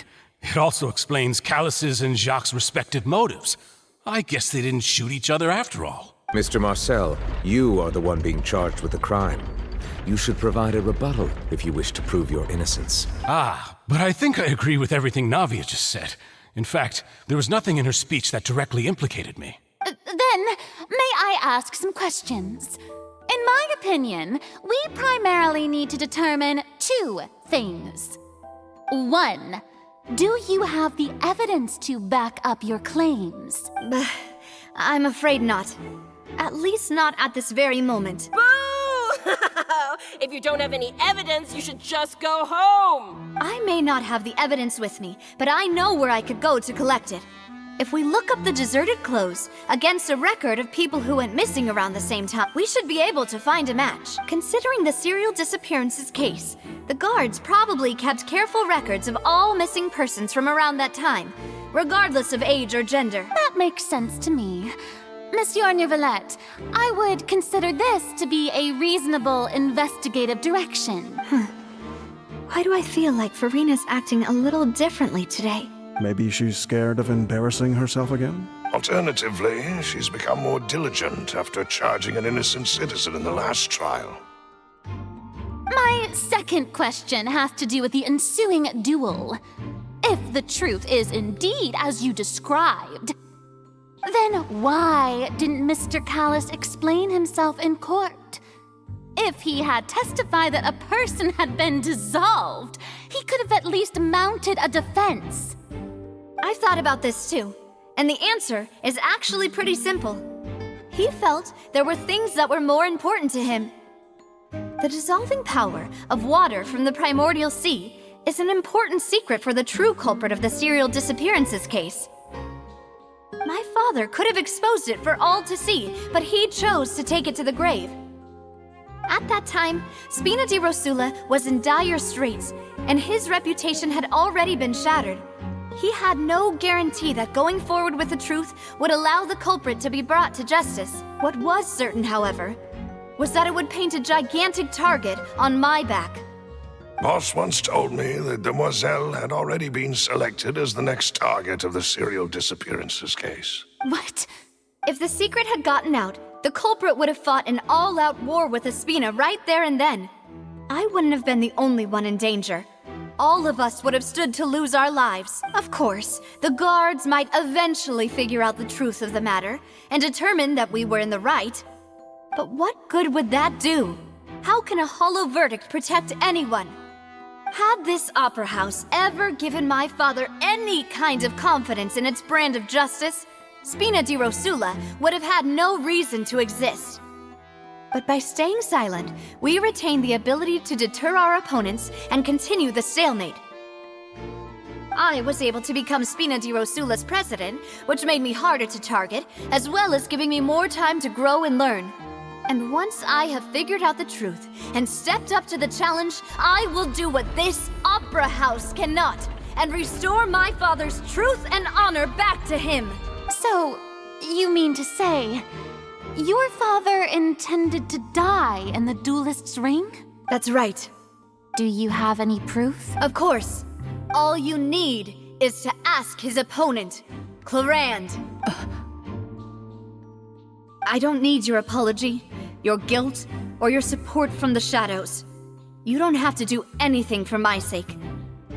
But since he entrusted his will to you, Clarand, you should tell us the truth about his sacrifice. So, during the duel, did you believe that Callus was intending to die? Yes, I did. As a champion duelist, I've fought many battles and taken a countless number of dishonored lives in my line of work. I've seen all kinds of people give their all for the faintest hope to continue living. Some were determined, others passionate, and some even manic and twisted. Just one look and I can tell if a duelist is hoping to live or if they're looking to die. I hereby swear on my name and honor as a champion duelist that Mr. Callus never intended to leave the ring alive. Since that's your testimony, I have no more questions. It appears there really are good grounds to reopen this case. I concur. However, Miss Navia, you still have not explained the link between your father's case and the serial disappearances case. Right? What she said was fascinating, but kind of beside the point. Wait, weren't they just talking about the serial disappearances case? Of course, Your Honor. The two cases are connected via a matter of timing. In my father's case, the culprit intended to kill both Jacques and Callus. As a result, they planned to act after hearing 2 gunshots. And at the end of Linny's trial, the culprit also only dissolved the victim in front of everyone because they realized they were at risk of being identified. The culprit could only time their actions so precisely if they were already at the scene. Coincidentally, Marcel attended both the banquet and the trial. So that's why you suspected me. Even after hearing your reasoning, I still can't help but find it a little preposterous. I'm used to it, though. You've always been an impulsive and sentimental child, Navia. It's one of your most endearing traits. No need to appeal to pathos.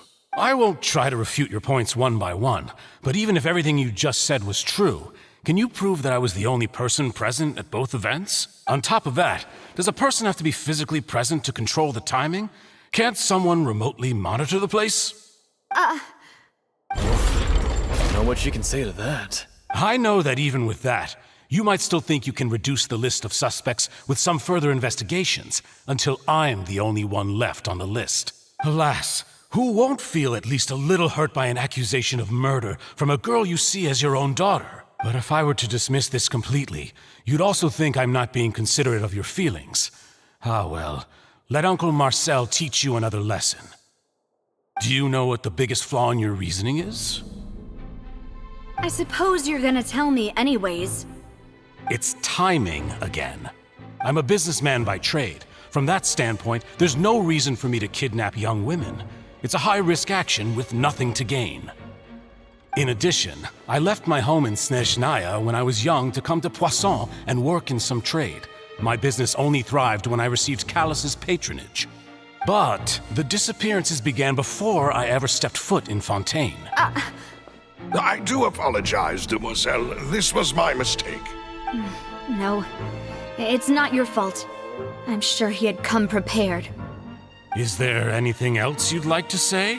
Would you like to check the date of my first business license against the first known case of the serial disappearances? You can also take a look at my border entry records, or ask my friends and family when I left Snezhnaya for the first time. Could those records and testimonies do something to appease the unspeakable anguish in your heart? Seems like she got the wrong guy. At this rate, Navia will be convicted for falsely accusing him. I think you've done a superb job of dissecting your father's feelings as he neared the end of his life. But aren't you going against all of his wishes and expectations right now? He wished for you to become more rational, collected, and conscientious, instead of dwelling only on your own feelings. Once you've learned to be more considerate of others' feelings, and to stop rushing headlong into things, you'd have met most of his expectations. This isn't just about me, and it never has been. The biggest difference between me and the rest of the victims is that I still have the ability to search for the truth. While that same agency has long been taken from them, the people whose families were destroyed by synth abuse, the people who lost their loved ones to the serial disappearances, and the people who suffered tragic ends due to their sense of justice, many people's images are flashing before my eyes. I'm sure some are coming to those of you in the audience as well. And whose image do you see, Marcel? Is it a man named Vacher? Oh. So you do know that name? I'm merely surprised you'd suddenly say the name of someone I've never even heard of. I was waiting for you to say that.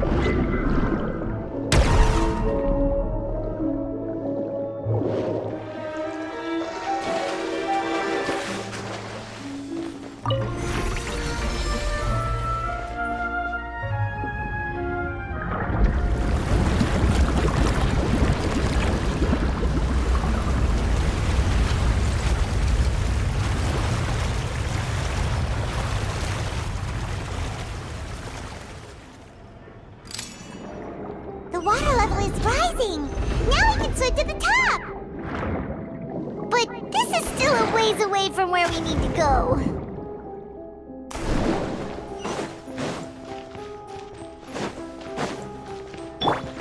Time for takeoff.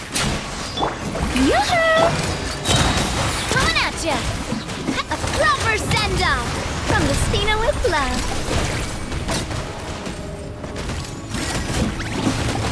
Ha! Feeling lucky? Let the world collide!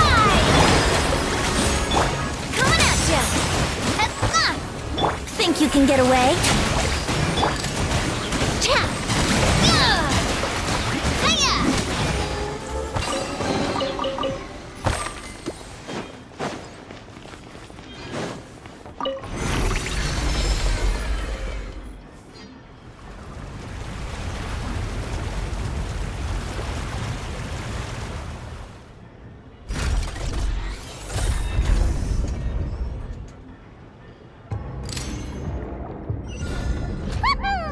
Now the path is clear! Let's go!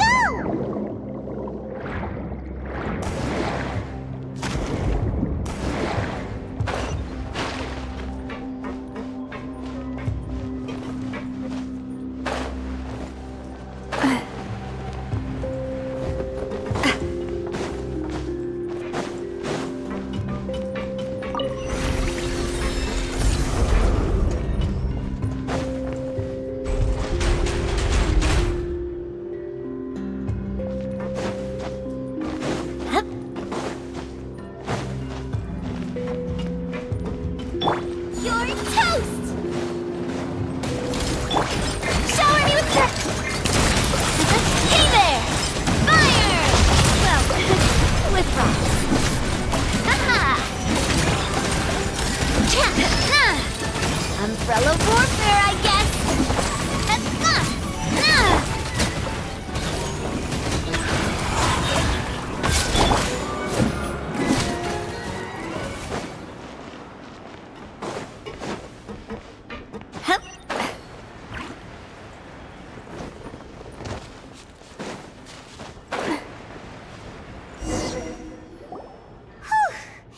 After all that, we finally made it to the innermost sanctum. Though, as expected, the mastermind isn't here. That's right. Then let's hurry up and find some evidence so we can get back to the Opera House and help Navia.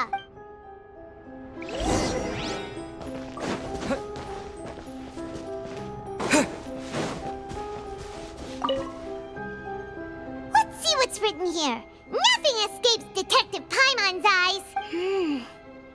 Callus. Navia's father. Oh, this seems to be an investigation report on him. Yep, it's about finding someone to assassinate Jacques and Callus because of a lack of confidence that Jacques himself would go through with. This should prove the existence of the third person, right? We still have not determined the exact content of the key information Callus has passed on to certain members of his organization. The old dog's a real menace to deal with. Even if he abides by the promise he's made to us, he will still have the upper hand. He can act whenever he wants to make our lives miserable. The only option left is to remove him from the picture entirely. I concur. Let's send someone to kill him. He won't declare war as long as we don't touch Navia. Oh, seems like we've got a bunch of correspondence between the higher-ups. They're all just so evil.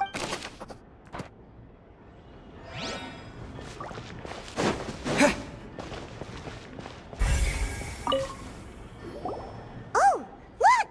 There's an important-looking basin over here, and it's full of water. That means this is where they make all the synth. And that special water is the main ingredient. If you dilute it with normal water, you'll get synth. But the pure stuff can dissolve a human. Paimon will take notes on this incriminating evidence.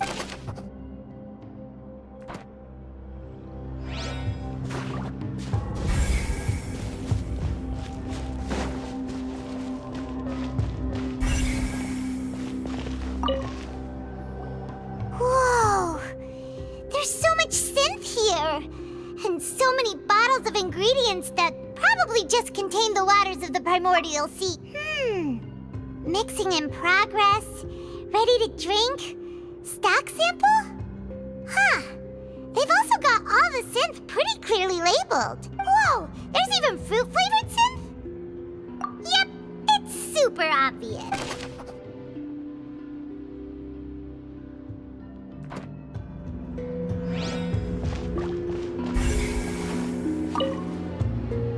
What's this over here?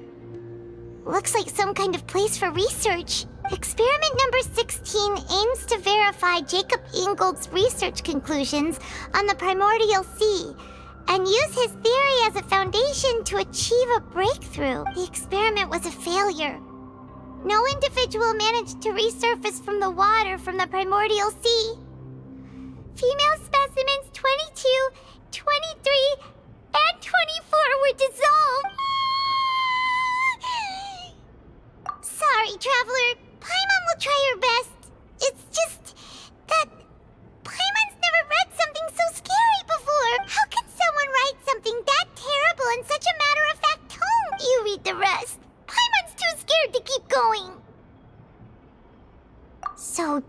why he did all of these experiments. Wait, did he really think he'd be able to find a way just by dissolving people over and over? That's just insane! Huh? Isn't that the name you heard by the fountain? Paimon thought he was an eyewitness in the serial disappearances case. You mean Vache is the one who did all of these... experiments? So that's it! Vache was no victim, but personally took his lover and... No, that's not it either!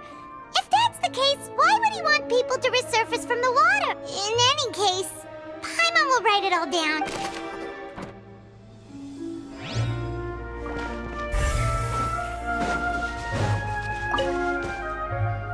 What's all this? Aw, it's a bunch of really cute things! Pink accessories, a hair tie, a necklace, even a makeup box! Oh, Paimon sees it too, but why are all these cute things labeled with different girls' names? Huh? You mean the girls from the serial disappearances? They were brought here, and then they were turned into water, and all the boxes of things. These names. That means... Oh, this is terrible! We've looked at almost everything here, and it seems like our theories were spot on. But... yeah, we haven't found anything that reveals his true identity. No wonder even Neuvillette wasn't able to find anything. Whoever it is probably destroyed everything to do with that name a long time ago. That way, even if we bring all this back to the opera, we won't be able to identify the true culprit. Sure thing. Paimon won't admit defeat to this guy either.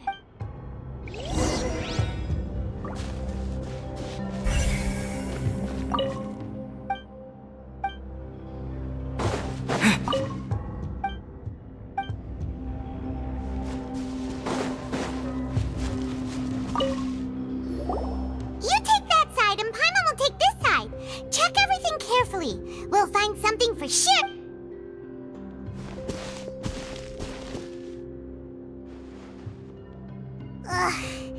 Nothing at all. And Paimon can't even find snacks either. Whoa, really? Let Paimon see. Vinier. Isn't that Vache's lover's name? Then... you found her diary! Let's see! Aw, it's just a normal diary chronicling their love story. She was so sweet, too. Oh, Paimon feels even worse for her now. So many! A whole page's worth! But they're all crossed out. Was she unhappy with all of them? The final name she decided on was Marcel. Wait, but... Marcel's pretty old. Has this case been going on for so long that he's Vache and Vinier's grown son? Hey!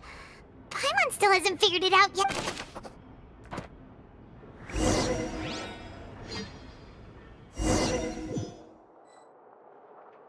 And whose image do you see, Marcel? Is it a man named Vache? Oh.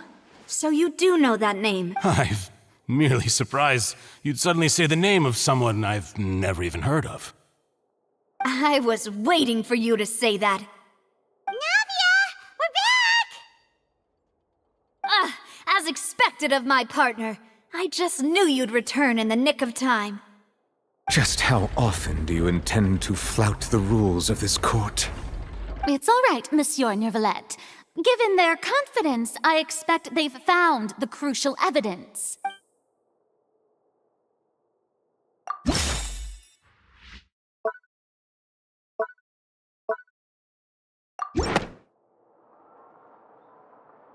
But the truth of it, Marcel, is that you've always been Vache. Huh? We've investigated your lair and we already know everything! After your lover, Vinier, was dissolved, you kept abducting young women to experiment on the hopes of bringing her back to you! You even created Marcel as a new identity, and destroyed all records of your past as Vache. So that's it. Even the villains in opera performances rarely go that far. And with that, Marcel's motive has now been established. This information regarding your past also dismantles your prior timing defense. Well, Marcel, do you know where you went wrong? You fixated your gaze on the lover that passed away, instead of paying attention to the living people around you. So, you never noticed how we changed, or how we grew as individuals. You also never understood Boss's real expectations for his daughter. Or our determination to see things through. Your determination. Mr. Marcel, please speak up now if you would like to defend yourself. Otherwise, the trial will move on to the next stage. Do you really think I wanted to do any of this? Pay attention to you? What for? Have you ever paid attention to me? Ever empathized with my pain?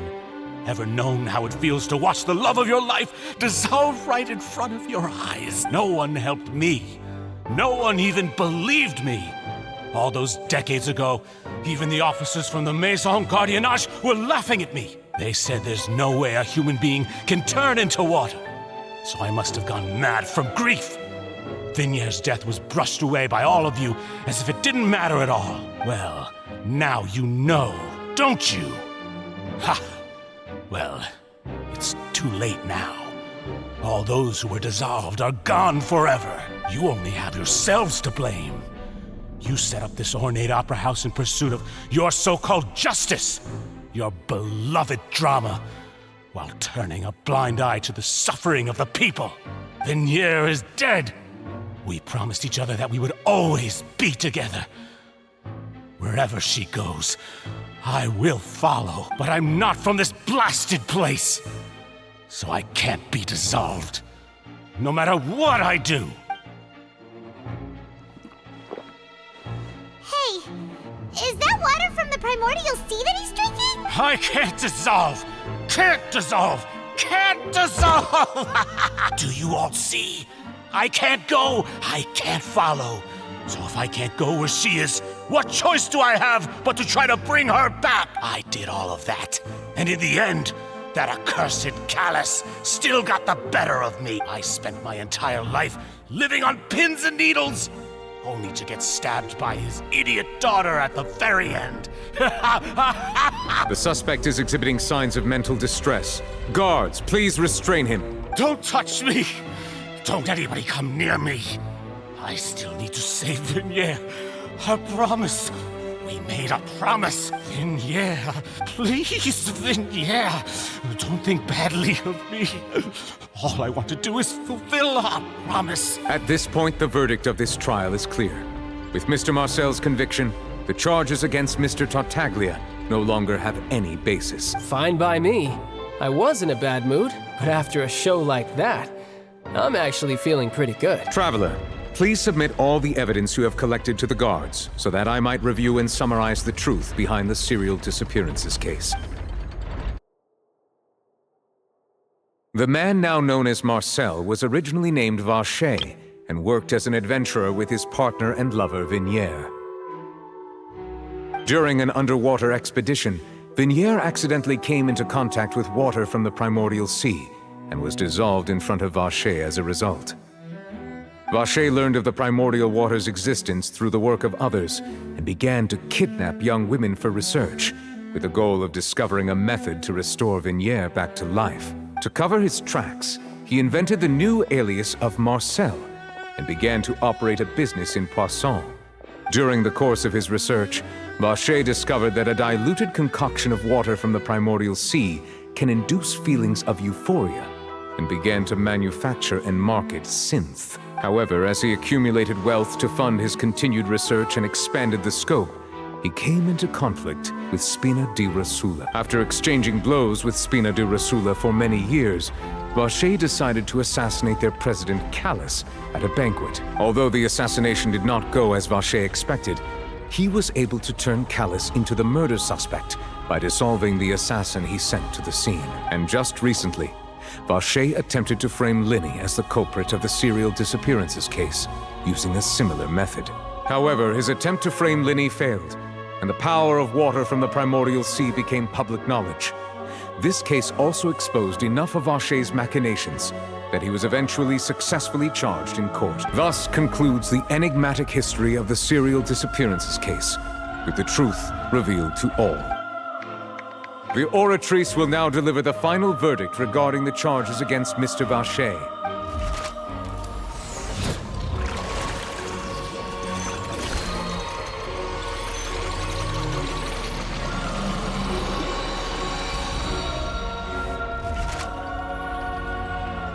According to the judgment of the Oratrice Mécanique d'Analyse Cardinale, Mr. Vache is guilty. Guards! Take Vache away.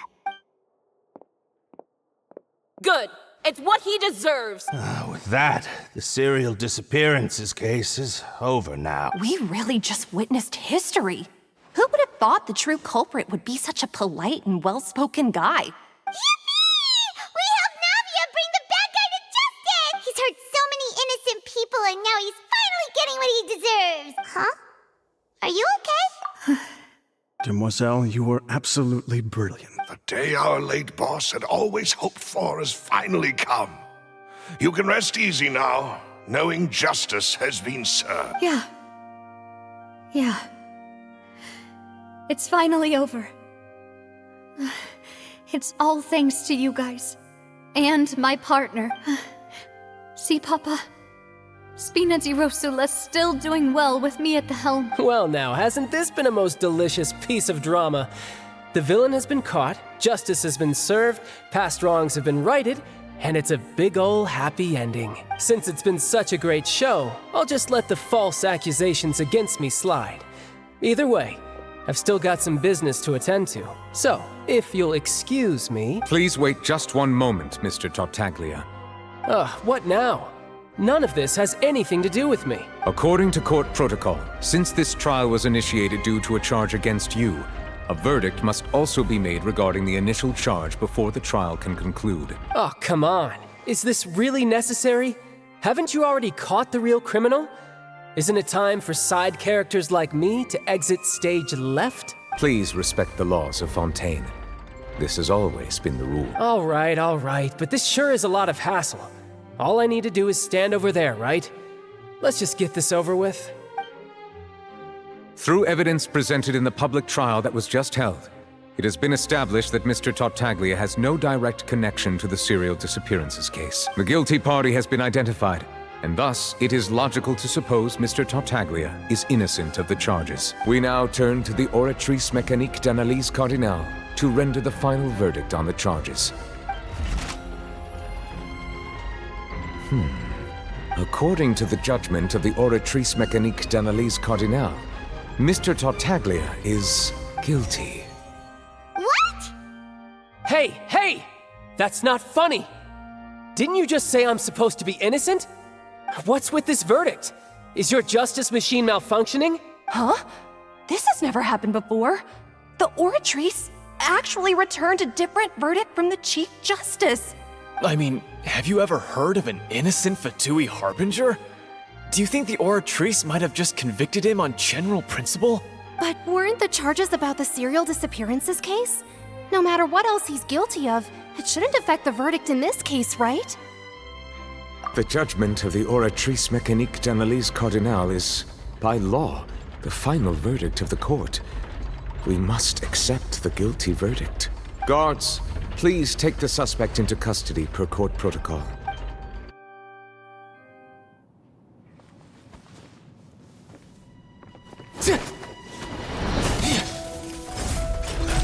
So this is how justice is done in Fontaine. What a joke. You've got your rules. Well, I've got mine too!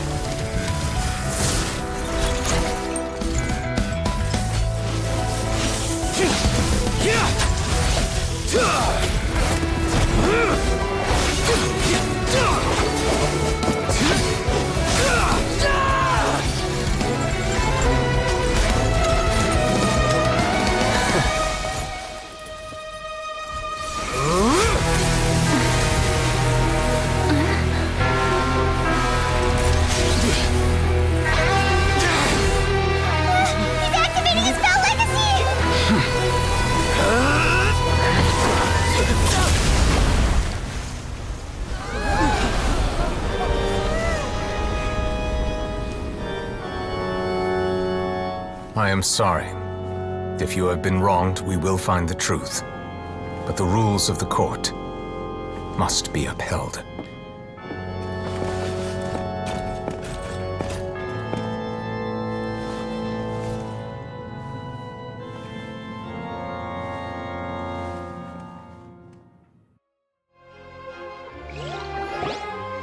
Hey, Monsieur Nouvelette, what's going on?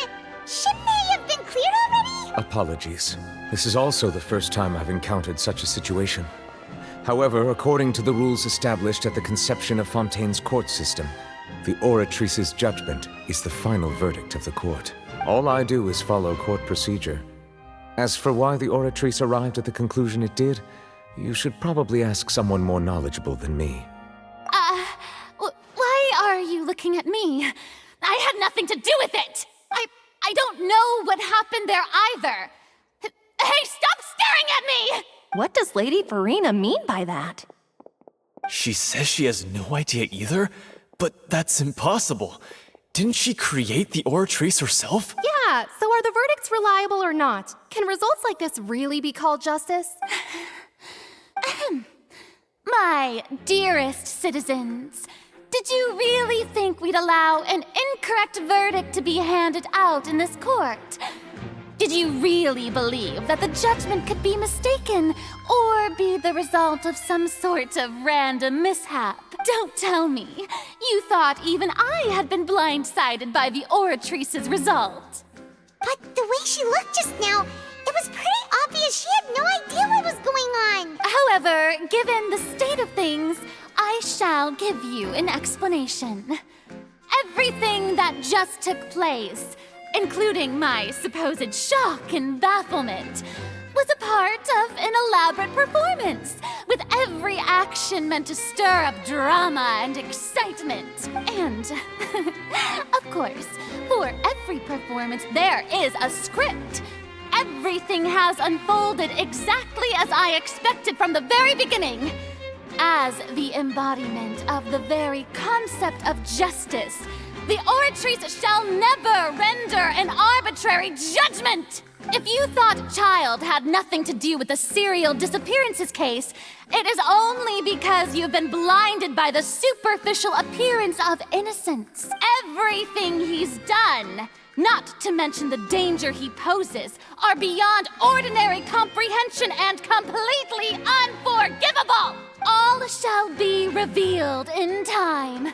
You will come to understand my noble intentions, as well as the absolute correctness of the Oratrice's verdict. Now, having said that, although I hate to leave things hanging in suspense, it is now time for this performance to end. As the lead actress, I shall be the first to take my leave. Toodaloo! So she chose to make her escape after all, did she? So you're saying we shouldn't put much stock into what she just said? She probably just put on that performance to save face. As for the truth, it's unlikely that she actually has any idea. However, please be assured that I will continue to investigate this case in a personal capacity. Just as I promised, if the judgment has been incorrect, we will do our utmost to clear his name. All right. Even though we feel pretty badly for him, we'll take your word for it for now. After all, he's done plenty of bad stuff, so he should have known he'd go to prison someday, right?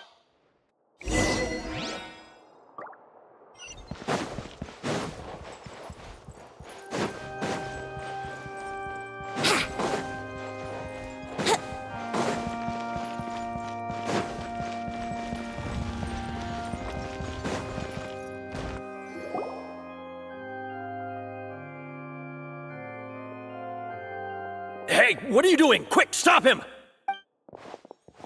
Traveler! Hey! Traveler! Marcel! What are you doing over here? Stop resisting arrest! Cease, or we'll add another charge to the list. No, wait! I just want to ask the Traveler something. I'm not looking to run away. Please, just let me ask this one small thing. Go on. Thank you. I was being led away when I finally realized something. Where did you first hear the name Vache? I erased all records of that name. So, unless... Are you still trying to prove your innocence? Give it up. You've already been convicted. Really? You did? You're sure? You met her?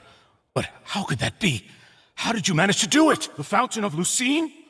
Then she's been so close to me all along. And I just never... Please give me a chance to talk to her again. Just let the Traveler take me to the fountain to see her one last time. This is the last request I'll ever make in my life. You can do whatever you want to me afterwards. I don't care. What? Give an inch and you want to take a mile? Do you think serial killers get to make requests like that? Paimon agrees. Why should we give him what he wants when he's only done a ton of super terrible things? This request, is it worth as much to you as your life? Of course! Wait, no. It's worth even more than my life. Humans. Will they betray the instinct to live just to satisfy spiritual needs? Very well. I will grant your request. Your Honor, I fear that... I will go with him. You do not need to worry about any escape. In that case, I shall leave him in your most capable hands, Chief Justice. Thank you, Your Honor.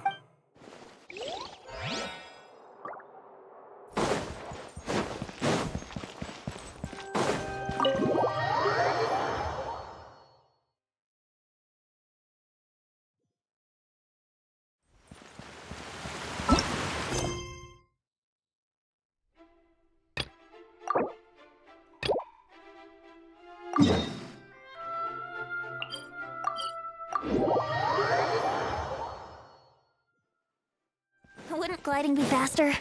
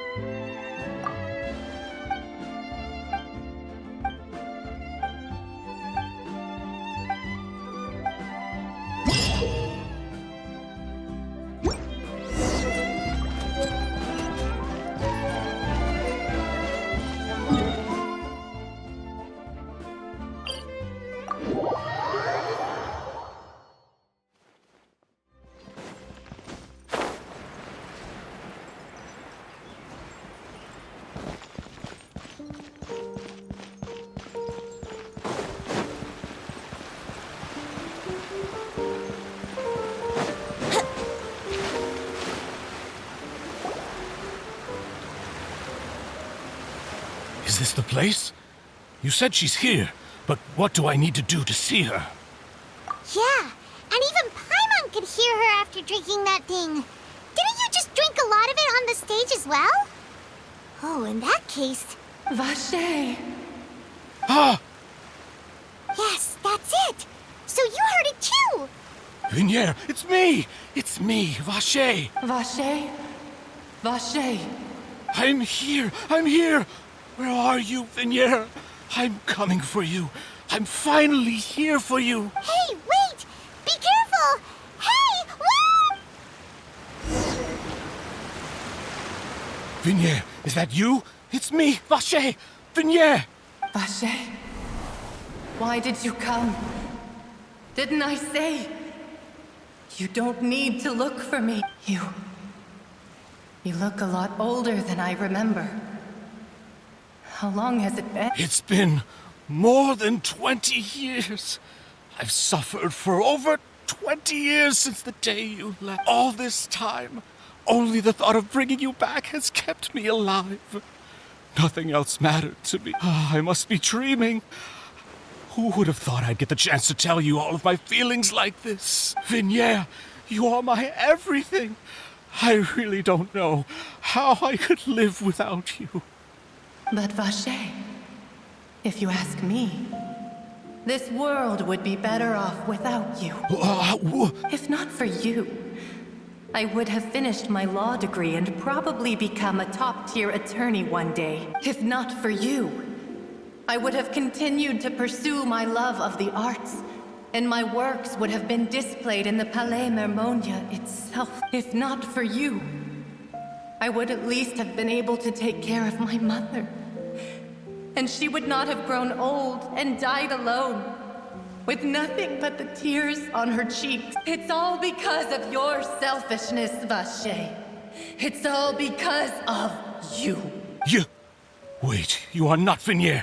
Who are you? You're right. I am not Vignier. I am the sacrifices. Every woman who died by your hand, as our bodies dissolved, our consciousnesses flowed back to the primordial sea. Our thoughts circulated endlessly within the primordial sea. And we were no longer individuals, but we became one. Just as streams of water come together in the sea. I'm Cressy. I'm Lemony. I'm Azine. The only one I am not is Vignier. Why? But then, where is Vignier? She doesn't want to see you anymore. Every tendril of her consciousness is avoiding you. This is what you get for your selfishness. Your selfishness robbed us of our lives and our futures. You said time and time again that you'd do any and everything for her. But did you ever consider whether she'd want to see you do the things that you did? If she would despise you for what you became?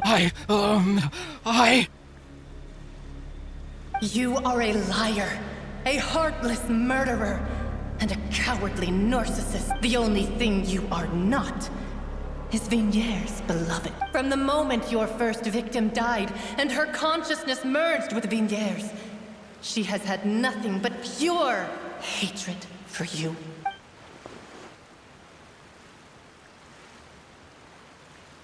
No! Vignier! She can't hate me. Let me see her, please. Have mercy. You still don't understand. When I said don't look for me, that came from the real Vignier. She really doesn't want to see you anymore. But on top of that, she also said that because it's her final drop of pity for you.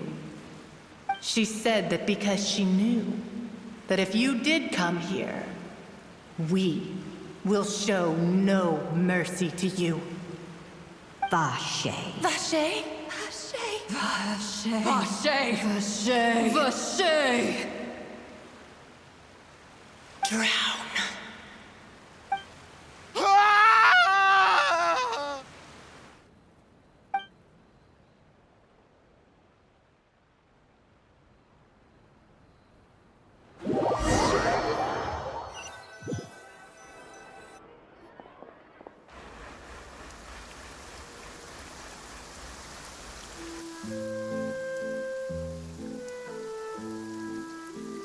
Finally, we have some time to do shopping. Gosh, it's really been a long time since we've been able to relax. Well met, partner. I knew something great was going to happen when I woke up in such a good mood today. Even this weather can't put a damper on the demoiselle's mood. It's a pleasure to see you both again. Oh, hey, Navia! It's been a few days. Paimon's already started to miss you. Oh, now that I believe. I'm easy to work with and always bring home the bacon. Who wouldn't treasure having a partner like me? Sounds like you're really enjoying life these days, Navia. What have you been busy with since the trial? It's just been one thing after the other. I've been making non-stop trips between Poisson and the courts in Sen. Everyone from Spina di Rosula organized a memorial for my father. We never held a memorial when he first died, since everyone knew that even if we held one back then, no one was going to come. This time, though, everyone in Poisson, and even many people from the court, all attended. So his name's definitely been cleared now. That's what we like to hear. It's been the dearest wish of Demoiselle all along. That blasted stubborn fool. I was right to put my faith in him. I'm so glad I didn't give up on the case all those years ago. Oh, by the way, I ran into Charlotte just after I left the memorial service. Well, maybe it'd be more accurate to say I knew she would be there, and there was no way she'd just let me go. Huh? So you know Charlotte too? The Charlotte? Journalist from the Steambird? Yeah, way back when I first became the president of the Spina di Rosula, she was all over me. Wouldn't take no for an answer. I believe the story was called The True Heart of Darkness, Secret Tales of the Yellow Rose. To be fair, though, it was a really flattering feature. So, we've been on pretty good terms ever since. She was trying to lean on our friendship to get me to do an exclusive piece on the serial disappearances case. Oh yeah, she told us about that. She's always been super interested in that case, so now her wish has finally come true too. Anyway, I told her to make sure that when she writes about you guys entering the opera house with the critical evidence, that you both sound really cool. Now that's another thing to look forward to. We trust Charlotte's skills with a pen for sure. Oh, and in other news, I also took Clarande out for a meal. Oh, are you two on better terms now? While you were investigating Vacher's headquarters, Clarande gave testimony on my father's behalf. It was thanks to her that we were able to turn the tide. I wanted to thank her. I mean, there's also no point in being awkward all the time. So we took the chance to reconcile with each other. Oh, that's great. Paimon also thought Clarande wasn't actually a bad person. It's always good to have more friends. Anyway, now that the case has finally been solved, perhaps it will slowly begin to fade from the public consciousness. Oh, actually, there's still one last thing I need to do. What is it? I should pay a visit to my father's grave and tell him the truth of what happened, as well as how it all ended. And on top of that, just how much people still look up to him to this day. That includes me. Miss Navia. Indeed. We want to go too. We also think Callus is a really admirable person. Sure thing. I'd like you two to share the moment with me. After all, without you, there might not have been such a positive ending. And in that case, everyone, let's be off. Considering the recent weather, we'll be lucky if we can reach Poisson before dark. Yeah, you're right. It's been raining non-stop for a few days now.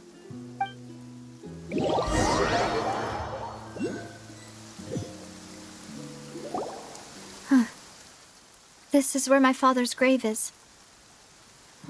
To be perfectly honest, even I haven't been back here for a long time. Huh? There's someone there already. Wait. That figure. It can't be... Isn't that Neuvillette? Why would the Chief Justice be here? Huh? Navia? My apologies. I should have asked before coming to pay my respects. Don't say that. Sorry about that. Oh, I was trying to say there's no need for you to apologize. I wanted to show my father how much I've grown.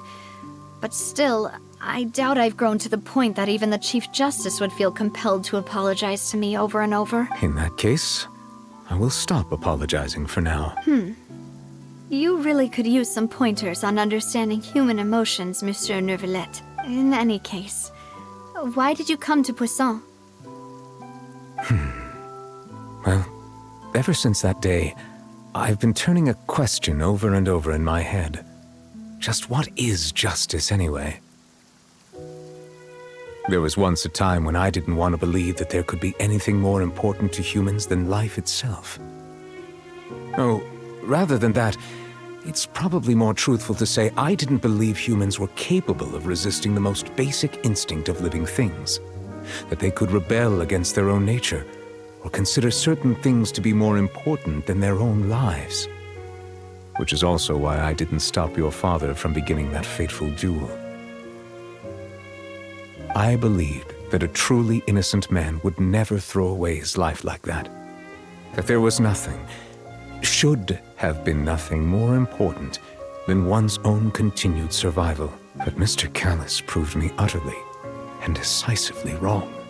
If not for his sacrifice, the serial disappearances case would have remained unsolved to this day. Mr. Callus made the choice he did for his daughter, for his associates, and for many people completely unrelated to him.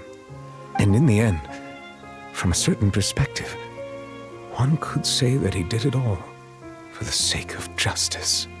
A justice that's higher than life itself. So, you asked me why I came here. I just wanted to say my apologies to Mr. Callus in person. I should have noticed all of this much sooner. This regret has filled me with a sadness that has haunted me for days. That high and mighty chair in the Opera Epiclese indeed insulates one from many important things. Spina di Rosula, thank you so much for your hard work and perseverance. I'm sorry for being mad at you before. So, you're actually one of those types that's cold on the outside, but pretty thoughtful on the inside, huh? That reminds me of Silver, one of my guys. Sorry about that. Self-expression is not one of my strong suits. Didn't I just say you don't need to apologize? Ah, so Navia and Neuvillette seem to have made their peace as well. Let's not disturb them for now. We can wait till after they're done.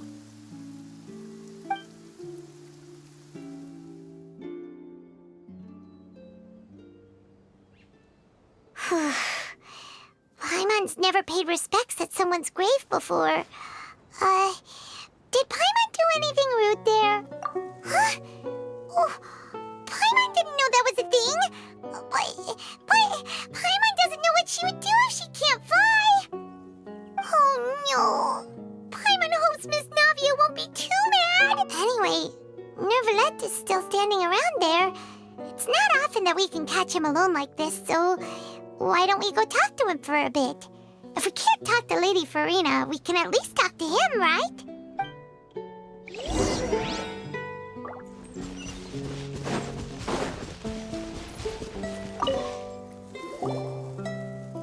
Oh, it's you two. Did Miss Navia invite you to come pay your respects to her father? Mm-hmm. We ran into Navia on the streets today, so we just followed her here. I see. Then is there something that I can help you with? Well, it's pretty hard to run into you like this since you're usually super busy. So we figured we could try to ask you a few questions, if that's okay. Please feel free. Though outsiders, you helped us solve one of the greatest mysteries in Fontaine, and it would be my pleasure to return the favor. So, at court, the bad guys referred to that special water as water from the primordial sea, but what is it really? Truthfully, that name is already quite accurate. I can only surmise that Vacher and his ilk only learned of its nature and existence after extensive research. There used to be a special sea on the surface of this planet. The nature of its seawater was rather different from that of the sea we know today. Most of Tevat's life forms were first born in that special sea. You could say it nurtured much of the life on this planet. Huh. So it really was where everything began. It makes sense to call it primordial then. But today, the primordial sea no longer exists on the planet's surface. What Vacher discovered must have been some kind of special case, or a remnant from a truly ancient age. Huh. So that's how it is. Oh, you really know everything, Monsieur Neuvillette. But if that's the case, then why would people, at least people from Fontaine, dissolve in that kind of water? Indeed. Why would the primordial sea, which was known to engender and nurture life, suddenly reverse itself and devour life instead? To be frank, that also doesn't match my understanding of this world and its laws. There must still be some unknown secrets around the people of this land. Is there anything else you'd like to add? That the sea levels will rise and everyone will be dissolved in water, leaving Farina crying alone on her throne, but the sins of the people will be finally washed away for good. Does that appropriately summarize the version you've heard? That's right! It was Linny that told us back then. And that about covers all the main points. Yes, up to the present, I think we reached a point where we have no choice but to confront this prophecy direct. Rumors have it that this prophecy is rooted in the last words the former Hydro Archon left to the world before she passed away. A prophecy? Of the former Hydro Archon? Wow. This is the first time that we've ever heard of it. 2 parts of the prophecy have already proven correct. The rising sea levels and the ability of the people of Fontaine to be dissolved. We should be more vigilant and stay on the watch for further signs. Speaking of the prophecy, Farina has also always taken it quite seriously. Indeed, she has been collecting information and intelligence from across Tevat for this purpose. If the rumors were true, then perhaps this prophecy is the conundrum left to Farina by her predecessor. But with Farina being the way she is, can we really trust her to solve it? Is there anything else? My apologies. My investigation has still not reached its conclusion. However, I still believe the judgment of the Oratrice was not rendered arbitrarily. But you also said you thought he was innocent. For many years, I have been quite aware that the Oratrice does not simply mechanically repeat the verdict that I give on each case. As a divinely created mechanism, the people's unified faith in the concept of justice is integrated into it. Not only can it produce the incredible power of indemnitium, but it likely also possesses other traits, such as self-awareness. Which is all to say, I've been prepared for a situation like this for a long time. So when Linny told us that he heard a human voice from the room where the Oratrice's core is stored... I was not aware such a thing had occurred. Perhaps that could serve to prove my conjecture. I will add that to the list of items to investigate. In any case, I am inclined to believe that the Oratrice does have a methodology all its own. We just do not have enough information. Based on Farina's reaction, I doubt even she had any idea what was going on. She managed to bluff her way through it, though, with her time-tested twin tricks of bravado and drama. While we do intend to get to the bottom of this, for now, we regret to say that the Fatui Harbinger will just have to bide his time in the fortress of Meripede. If we did incorrectly convict him of crimes he did not commit, we will most certainly compensate him to the fullest extent allowed by the law. If you ask Paimon, the only compensation he'll want is a no-holds-barred fight with you. Is there anything else you'd like to... Your sibling? Another blonde-haired traveler? I'm sorry, but I've never seen anyone who matches that description. If she ever stepped foot in Fontaine, I'm sure she followed our laws to the letter, and had no reason to appear on the stage of the opera Epiclese. Is there anything... Very well. It was my honor to provide you with what answers I could. I very much enjoyed conversing with you. It will soon be time for me to leave this blissful tranquility behind and return to Palais Memornia. You really are super busy, Monsieur Neuvillette. Paimon thought you only came here to pay your respects today because you had the day off. Crime and villainy do not have the day off, and so justice must work around the clock as well. This is merely the nature of a justice's work. All right. You've got a point. Huh? Paimon just noticed that the rain has stopped.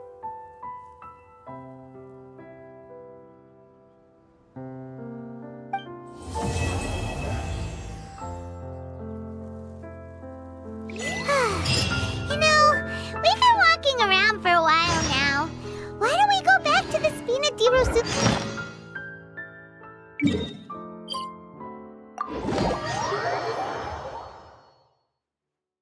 Navia ready.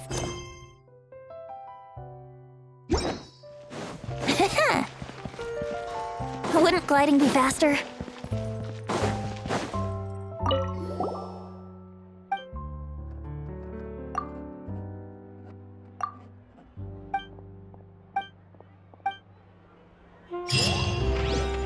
Ad Astra. Thank you for